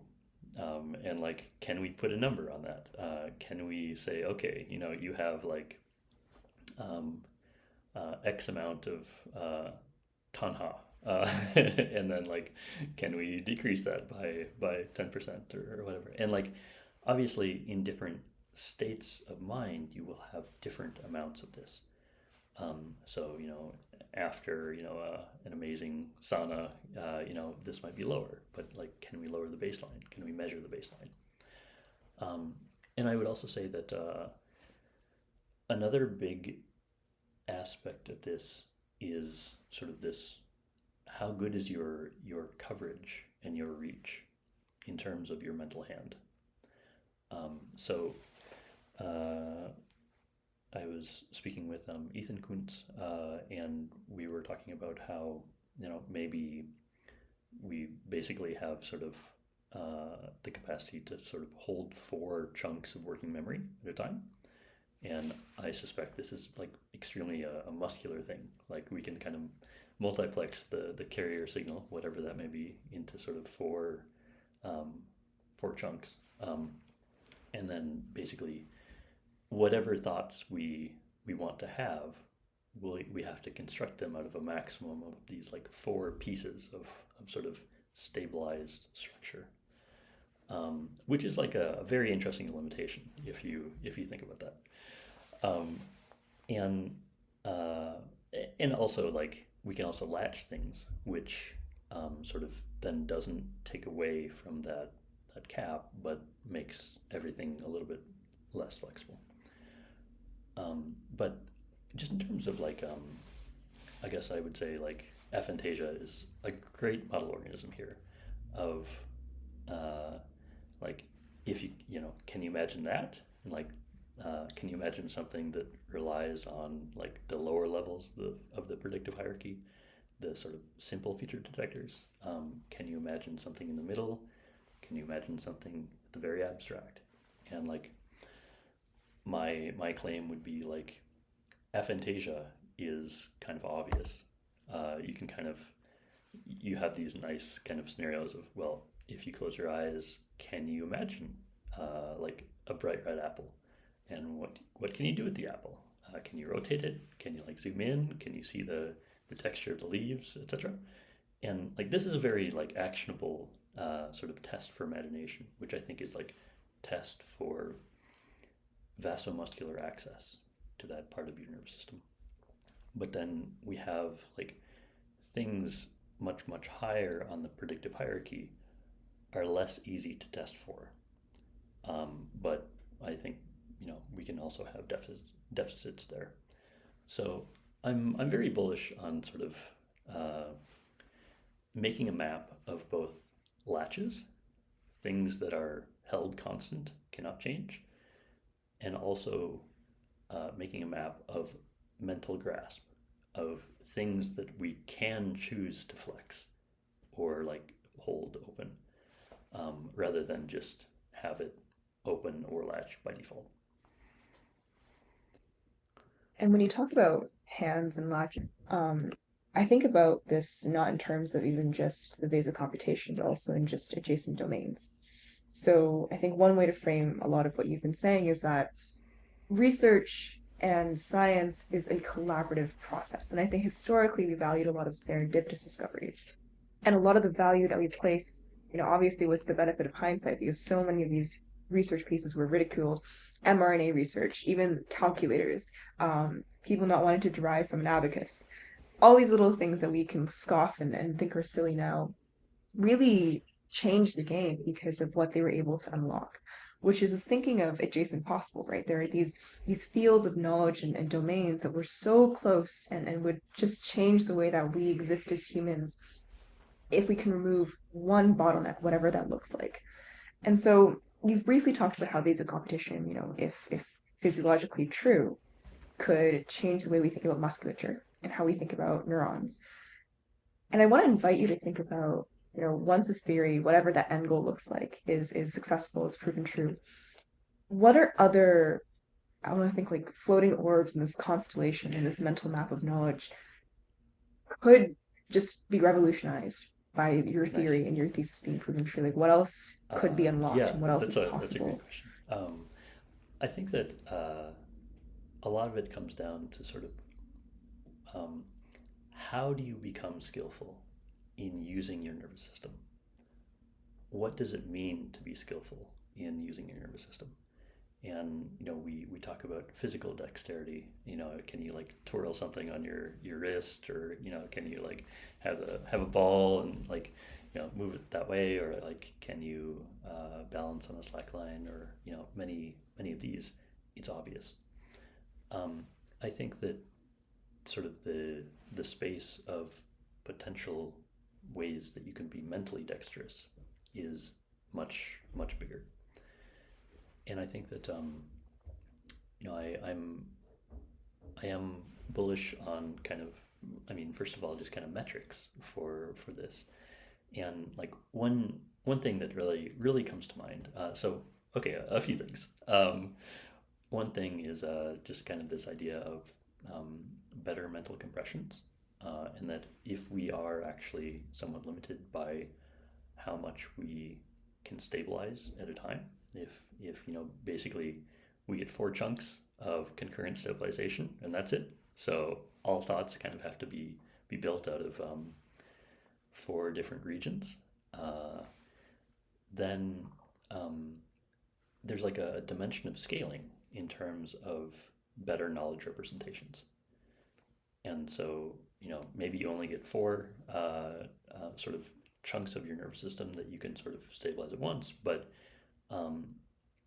if you get like better tools for thought, better compressions, this can scale very considerably. I also think that there's this idea of, I'm going to call it clench pleiotropy. So pleiotropy is a concept in genetics, and it's where one gene does many things. It's like, and in the Siberian fox domestication trials, where they like bred foxes to be very friendly, and basically they domesticated foxes in 50 generations. What they found was that when they thought that the causal factor here was delaying the fox's neural growth. Basically, the adult adrenal glands never fully grew in, so they just like felt less fear. But these foxes had like weird things that went together, like floppy ears and curly tails and patchy coats, and it's like often like a gene does many things. And so the idea of clench pleiotropy is this idea that by default muscles kind of often have like big impact clench patterns. Like you move a lot of stuff, and like you know, I have this thing on with my hand where, okay, I can move this finger, I can move this finger, but if I try and move this, it goes together. And, you know, it could be like a tendon thing, but it can also be muscular. And, you know, can you like wiggle, you know, your eyebrows separately or whatever? And these are like very learned things. And I think that generally speaking, if we could sort of look at mental muscles, this would be the rule, not the exception. This idea that it's sort of actually very hard to, and like, you know, the less wrong crowd might call this decoupling and whatnot, and I think that's a pretty good label for it. This idea of like, can you stabilize here without also just like automatically clenching this other area? And so in that sense, becoming good at precision use of your nervous system is sort of learning how to decouple and make the stabilization clenches very precise. And interestingly, this is kind of the other side of this is sometimes you want to stabilize a lot of stuff. Like you want this sort of clench pleiotropy. It's like if you have this big vision, then like can you like, are you strong enough to hold a bunch of stuff constant at once? And these capacities kind of trade off each other. And like in some sense, I think that it's one reason why like it's sometimes rare to get thinkers who are both big and precise. Much easier to only be big or only be precise. So I'm not sure I like directly answered your question, but maybe I answered an adjacent question. No, that's beautiful. I think another adjacent question that I want to flip onto you is throughout this entire conversation, you've referenced a lot of thinkers that have shaped the way that you do your research. And you also gave us a nice roadmap of how basic computation has evolved. I'm wondering if there were any areas of knowledge that you didn't expect to draw so much from. Nice. Yeah, that's a great question. So, I mean, the obvious would be Ray Pete. I didn't expect sort of his perspectives on metabolism to sort of be particularly relevant for understanding the mind, but I think it absolutely is. So, definitely that. I think like I would also credit Romeo Stevens and Nick Camarata for really sort of, and a previous relationship, Ivana Yevtukova, for kind of opening my mind on Buddhism and this idea that it was a big pivot for me, and yeah, have a lot of respect for their help, I guess I would say.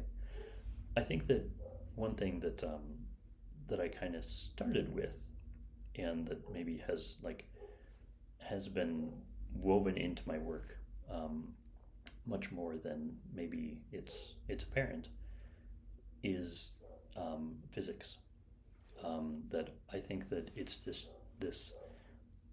just absolutely just amazing domain of like I'm writing a piece now just talking about how you know, physics is sort of a very like a shining example of the search for natural kinds, and also how like anything you build, like if you're in consciousness research or you know researching the mind in any way, ultimately whatever you build has to compile to physics. If it doesn't compile to physics, then at best it's a mere metaphor, which can be useful, but it's still you're not going to get that sort of anchored type of knowledge. So I think like physics has been like an enormous inspiration for me, and like I think that I feel very anchored to or respectful of or connected with sort of the big picture physicists, the sort of the ones that were, you know, figuring out this whole, like, I mean, the forces, the quantum stuff, the gravity stuff. It's like these are modes of thought that I think are just absolutely beautiful. So I would say that most probably there's much more to be gleaned from kind of, you know, raiding the goodies that physics has prepared for us. So yeah, I'm very bullish on that. Yeah, as we were going through your work, I think the one part that I was talking to Carol about this before this, Right. comparing the neural links to collapsing a quantum superposition, those heavy ties from physics. But I guess the natural question that organically flows from that too is because you draw so heavily from, let's say, Buddhism and neuroscience and physics, and the metrics for each of these fields is so different. Even within physics and biology and neuroscience, the demands, the scientific expectations, what are some challenges you've experienced with grappling and kind of balancing and reconciling all of those fields? If you lie in this intersection that draws from so many different domains, and the expectation of you know, back to output and metrics and measurability are different. What does it look like when you produce a piece, when you write, and different communities are almost asking different things of you? What does that look like for you? That's a great question. I think that like in terms of challenges, one of the central challenges is that the ontologies of these fields are so different. I mean, you load up a neuroscience paper and it's talking about, you know, activity in the prefrontal cortex and like as measured by the bold response and then you load up, you know, some kind of like Buddhism, and it's talking about, well, there's like nama and rupa, and there's tanha, and there's defilements and stuff, and then you know you load up physics, and it's like electrons and protons and valence shells, and then it's, you know, I think it's a very deep challenge to reconcile these different ontologies. Like that basically is the challenge, and I think that you kind of have to get a like being disagreeable helps. Being okay, you have to be agreeable enough to really get the value of things. You can't just dismiss them. You really have to sort of get, okay, like there's some deep logic here. There's a reason why, like, all these really smart people are thinking in these terms. And can you sort of extract the generator for and like I've been thinking in terms of lineages and so on. I should really update my list, but I think that, yeah, like there's like you have to be agreeable enough to get what people are talking about, and like there's value in everything, and then you have to be disagreeable enough to say, and they're wrong, in a certain way. It's like you know, my objections to like how neuroscience is done. Well, I think that people think of neuroscience as a science, but I actually think it's pretty paradigmatic.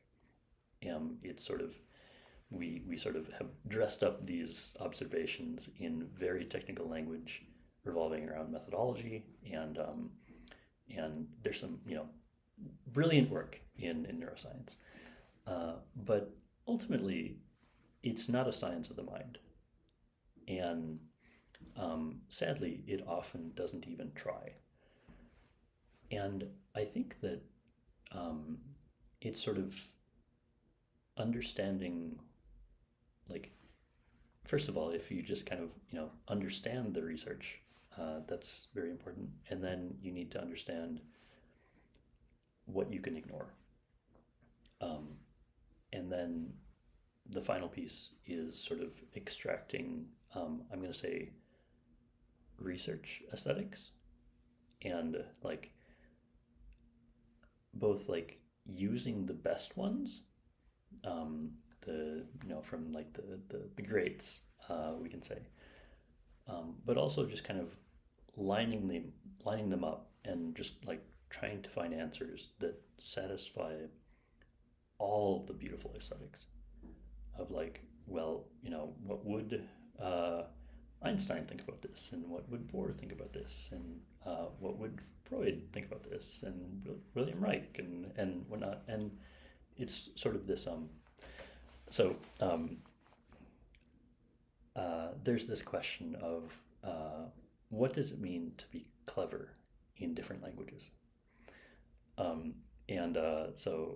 have some friends that are Russian, and they say that given just like one sentence in Russian, you can tell everything about a person. Like if they're like poetic, then like by their word choice, you can tell everything about a person.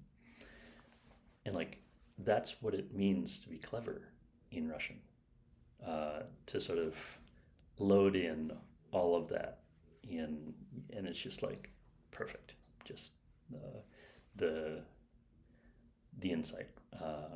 And then there's this question of what does it mean to be clever in English? And I'm going to claim that it's much more this kind of superposition angle that you had mentioned, and this idea that English is famous or infamous for the double entendre and the triple entendre and whatnot.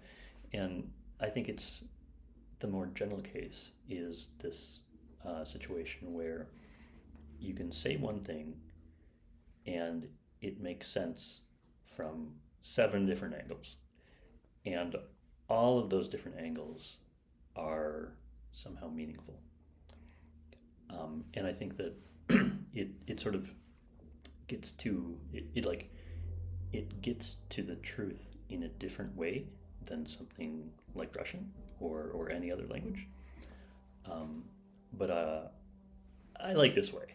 It's my way. So I think that and perhaps because it's very similar to what I see truth as, that something is true, or like something is more true the more angles it makes sense from. So sort of a relativistic perspective. Yeah. I think this is almost kind of, back to your point on taste and being a tasteful researcher, balancing the epistemic humility while navigating all these different epistemological frameworks.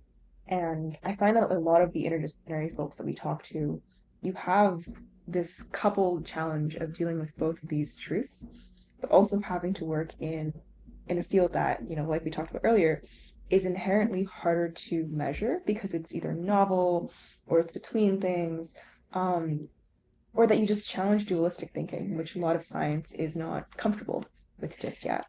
So I guess just to double down on these challenges then, as you worked through vasocomputation, were there any challenges you faced in finding the right ecosystem, with the right people, the right communities to nurture your cross-domain research? And I'm thinking beyond just even financial resources, right? Like mentorship, intellectual stimulation, institutional support, social support, or even just the conceptual frameworks to accommodate the kind of work that you were doing. I think that I sort of,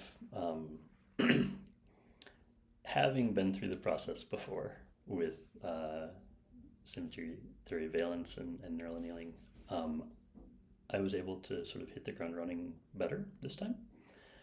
And I think that just sort of the triple domain setup really helped in terms of I could tell a very clean story to the Buddhists, to the active inference people, and the neuroanatomy people of what I was doing, and then could kind of more easily say, okay, and the active inference people, like, they don't have an anatomical grounding for what a prediction is, and like I do, and like this is like something that I can very cleanly point to, or like the Buddhists, like how do you measure that? Like how do you measure the self, or like enlightenment, attainments, openings, etc. And so I think that, you know, navigating this is sort of, if you can kind of build the map prior, and then like think of it like a treasure map of, okay, like how many domains are there? And then if you think about this domain, what treasure is it missing? What does it like obviously need but doesn't know how to get? And then you can connect it to like this unrepresented term in this other domain that should actually be represented. And I think that just like I mean, I think getting getting support is of course always a challenge, and I think this goes back to this idea of like, so much of life is just starting the party, and there's no like there's kind of the energetic taste of like, I did this really important thing and nobody cares and I'm so upset and whatever, and like, okay, you know, maybe that's true, but who cares? Like ultimately it's about like, you got to be having fun, and when you have fun, then people will come, and it's also very growthful, I think, to have that mindset. So I guess, you know, maybe I'm not super great at like chasing down support for these ideas, but I'm having a lot of fun. So Yeah, that actually tied beautifully into the next thing I wanted to ask you, which was, you know, at the very beginning, you walked us through kind of 3 to 4 different arcs of how vasocomputation evolved. And I wanted to know kind of how the reception to that evolved. Like, was it the reception that changed, or was it just your philosophy and your mindset and attitude towards it that changed? So if you want to just briefly go over that, I think you answered most of it quite nicely just now, but yeah, yeah.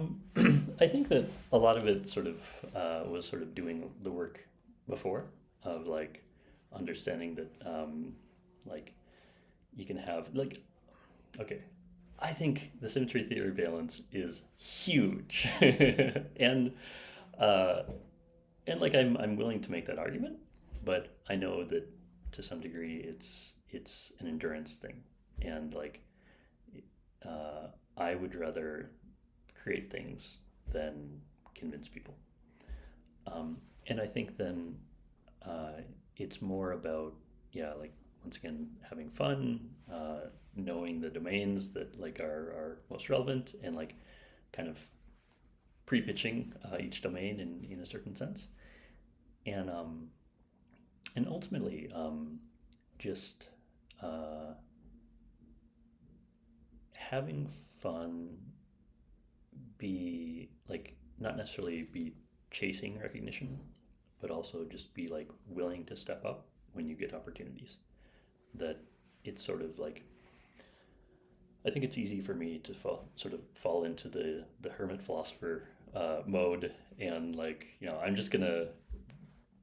gonna make my art and think my ideas, and you know, just kind of, you know, release them, and you know, what will be, etc.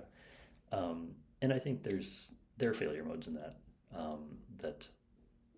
and I think that like I've been really grateful for especially some friends, Justin and Janine, of Janine from Edge City, has been, you know, just amazing at supporting my ideas. And I think that like there's definitely a shift of like, how do you create ideas? And then like I'm just gonna say, like, the sausage factory is very messy. And few people would sort of have the hardiness to sort of really, you know, dig into those details. and then, after you create the idea, you polish it real nicely, and then you start telling the story.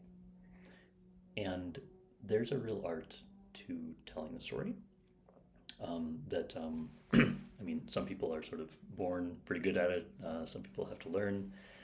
And I think that for me, I really want to connect with the most meaningful parts of the human experience, of the human condition, of human nature. And like I really pick my topics such that I can do that. And like if I'm if I'm not talking about the important stuff, why even like it's not worth suffering for, I guess I would say. And so I think that then it's just trying to feel through giving names to things is very powerful, and sort of telling the story is in a way that like makes people feel that you get it, that you understand them, that there's this sort of common human feature that you're pointing directly toward, and it's not just something that I have, it's that something that everyone has. And people really appreciate that when you try. And I think that like insofar as the reception has been increasingly positive, it's because I've been able to sort of get better at telling that story. Who are other thinkers or researchers or, I don't know, bandits, however you want to name them, who you think reflect the same kinds of values that you admire? Or one thing that we try to do is hat tip people who might be working in really game-changing and just revolutionary domains, but don't seek the credit, or people who are underdogs in their fields, but show a lot of the same traits that we look for and that you, I think, also embody in your work. Who are some people that you want to acknowledge, or just hat tip Yeah. to? So I mean, there are so many beautiful people, and I think that it's I was thinking about this morning. Like some people, it's always like, what is the output artifact of like a beauty? And like sometimes it's a paper, sometimes it's research, and sometimes it's an apprentice, or like another person, or like so. And I think that yeah, I mean, I have a lot of appreciation for the people who have given me their I would say given me their life. And I think that in terms of professional sort of hat tips or formal appreciation,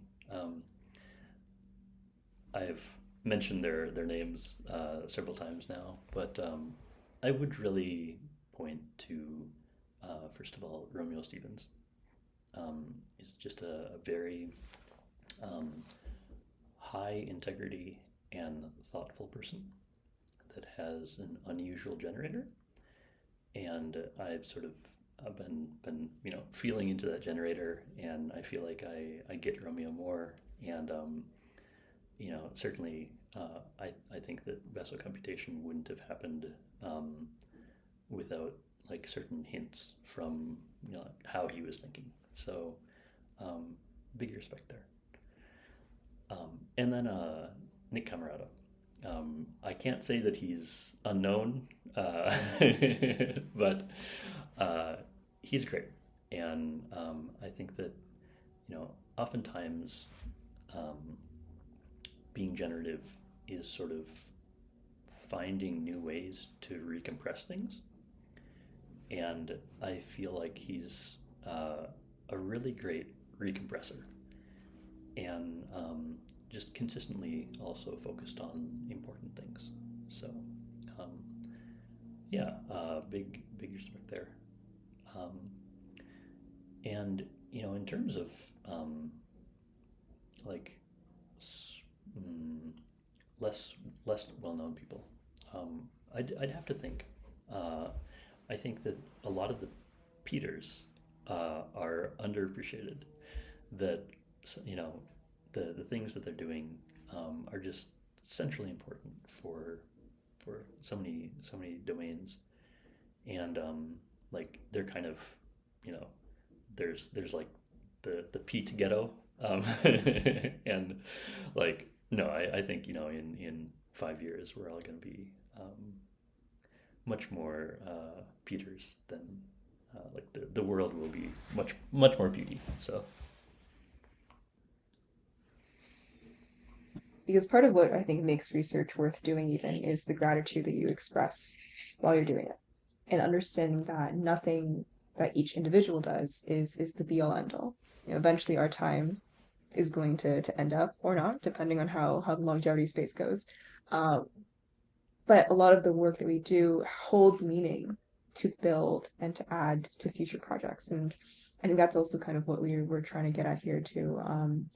I think one of the last things I'm going to ask you, just because our time is coming up here, is back to a point that you said at the very beginning, which was the question that kind of catapulted all of this work and why we're here, and the work that you do, is the thinking that we can go further and how can we push the bounds. yeah, So I so just guess, to for I think you, what's next, and how are you going to go further? What comes after this? yeah, so just to I think I originally had described this when the camera was not recording, so I'll just kind of recapitulate it. I think that like so much of my sort of interest in this is like just describing the beauty that is already there, that humans are beautiful and living things are beautiful, and like I kind of want to honor the universe by like pointing out, like making that a little bit more legible, and then and I think I mentioned that forms of beauty that are more legible are more likely to persist under transformation. But there's also something a little bit prescriptive, in that um, evolution is sort of this blind process, and it sort of does like the things that it makes are sort of as if it's sort of convergent toward some goal, but is it really that thing? Well, it's hard to say, and oftentimes it's sort of there'll be transition periods too, where it's like it's halfway to somewhere that's profoundly beautiful. And I think that our the way that we think through tension is kind of that, that it's amazing, and like I'm reminded of this Charles Poliquin quote of that stability always precedes power production, and this sense that when we're able to sort of stabilize counterfactuals, we can sort of project power into the world much more effectively. And like the difference between a lion and a human is like we can project power into sort of Bayesian probabilities that the lion just can't. And I think that we are literally stronger than the lion because of that. And I would say that yeah, it's always like seeing, okay, like so okay, there's I've been meaning to workshop a tweet about this for a while, but there's this idea that like many of the fruits that we eat, or the foods that we eat in general, have been sort of domesticated, wild plants, and like a wild banana looks very different than the bananas we eat, and like a wild avocado, and even citrus and whatnot. So I think that like part of my expectation and sort of drive is that I do think that there's like I think humans are beautiful as we are. There are also amazing forms of beauty that are sort of latent in our genomes, in our possibility space. And that, if we think about like, the most striking change of like a wild cucumber versus a domesticated cucumber, or like, or whatnot, like we are totally on the cusp of that transformation for humans. And whether we talk about, I've been tossing around a couple ideas here. One being universal basic enlightenment. I think it would be possible and really good. And it's like we're so close to this area of mind space that's so good, and like maybe like something can be done there. And then the second frame that I've been talking about is this idea of a Platonic biosingularity, which big words, but it's this idea that like for example, if you have good diet and you get enough sun and you're happy and healthy and well and whatnot, sort of there's some kind of convergent vector where it's like you just look better, more healthy, and like ultimately more yourself. And it's this idea that maybe we could sort of define that vector for humans and maybe other beings as well, and sort of go in that direction for a while. And this idea that could we through some forms of technology, could we become closer to the Platonic versions of ourselves? Is that a well-defined thing? And like maybe you can't go in that vector forever, but maybe you can get a lot of mileage out of sort of, maybe it gets you 5 standard deviations, and that's enough for something profoundly beautiful. Or like, can you become the Greek demigod version of yourself? So I think a lot about this just in terms of like basically everybody doing interesting things, and like especially I would say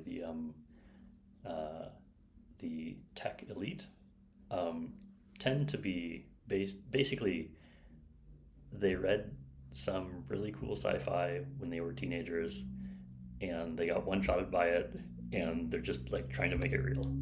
And if you look at Elon, if you look at Bezos, etc., like everybody is kind of following that pattern. And I think that a lot of this is just gated on the imagination of the people creating the idea space.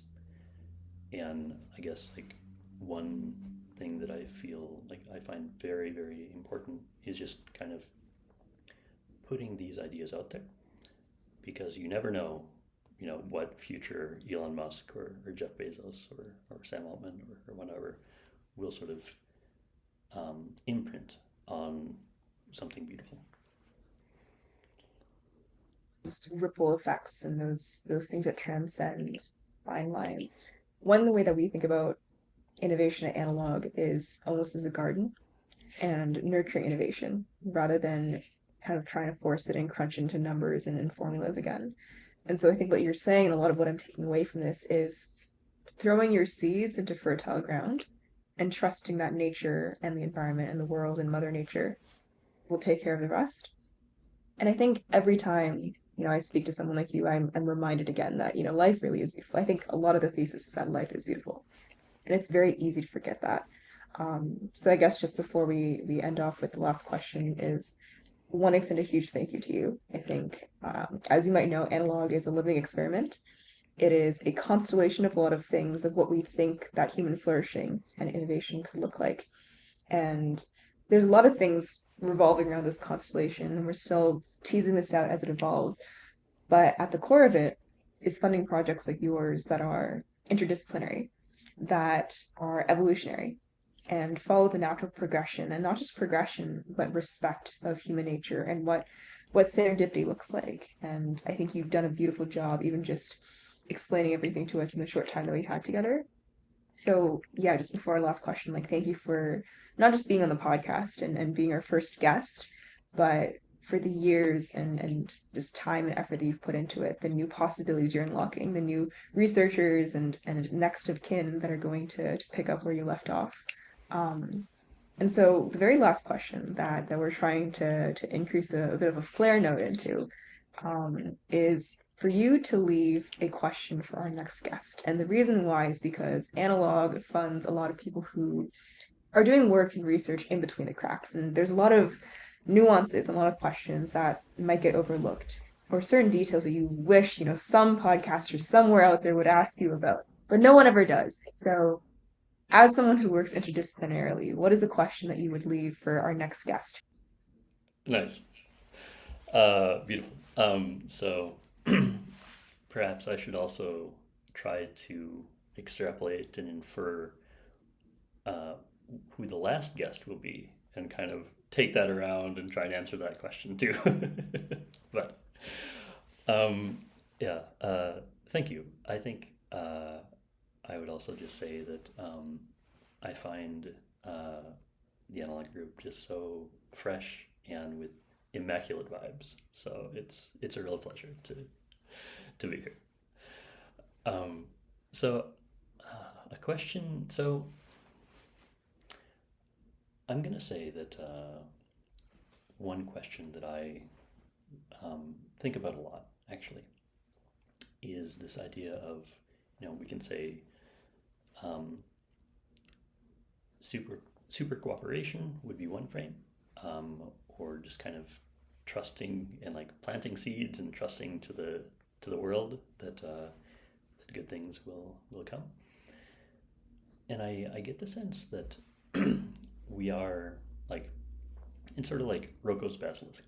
We're sort of hyperstitioning something into reality, and like maybe good, maybe bad.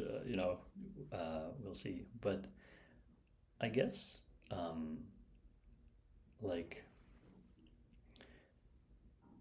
my question is like, how has, and I think maybe like game theory is kind of the midwit way to talk about this, but it's functional for our purposes. How has kind of playing the game at the highest level changed since the advent of real synthetic intelligence? That we seem to be in a new era, and there seem to be new ways to cooperate and probably to defect. And how has your playing of the game changed? Are you able to cooperate with the future better? Glad to get a very clear and honest answer to that. Beautiful question. One that I would have to mull over as well. And I'm sure Carol is also turning his gears. But yeah, with that concludes our interview. Again, thank you so much for taking the time. I know it's beautiful and sunny in Sausalito, so really appreciate you sitting here for 3 hours with us. And once we get that answer, we will let you know.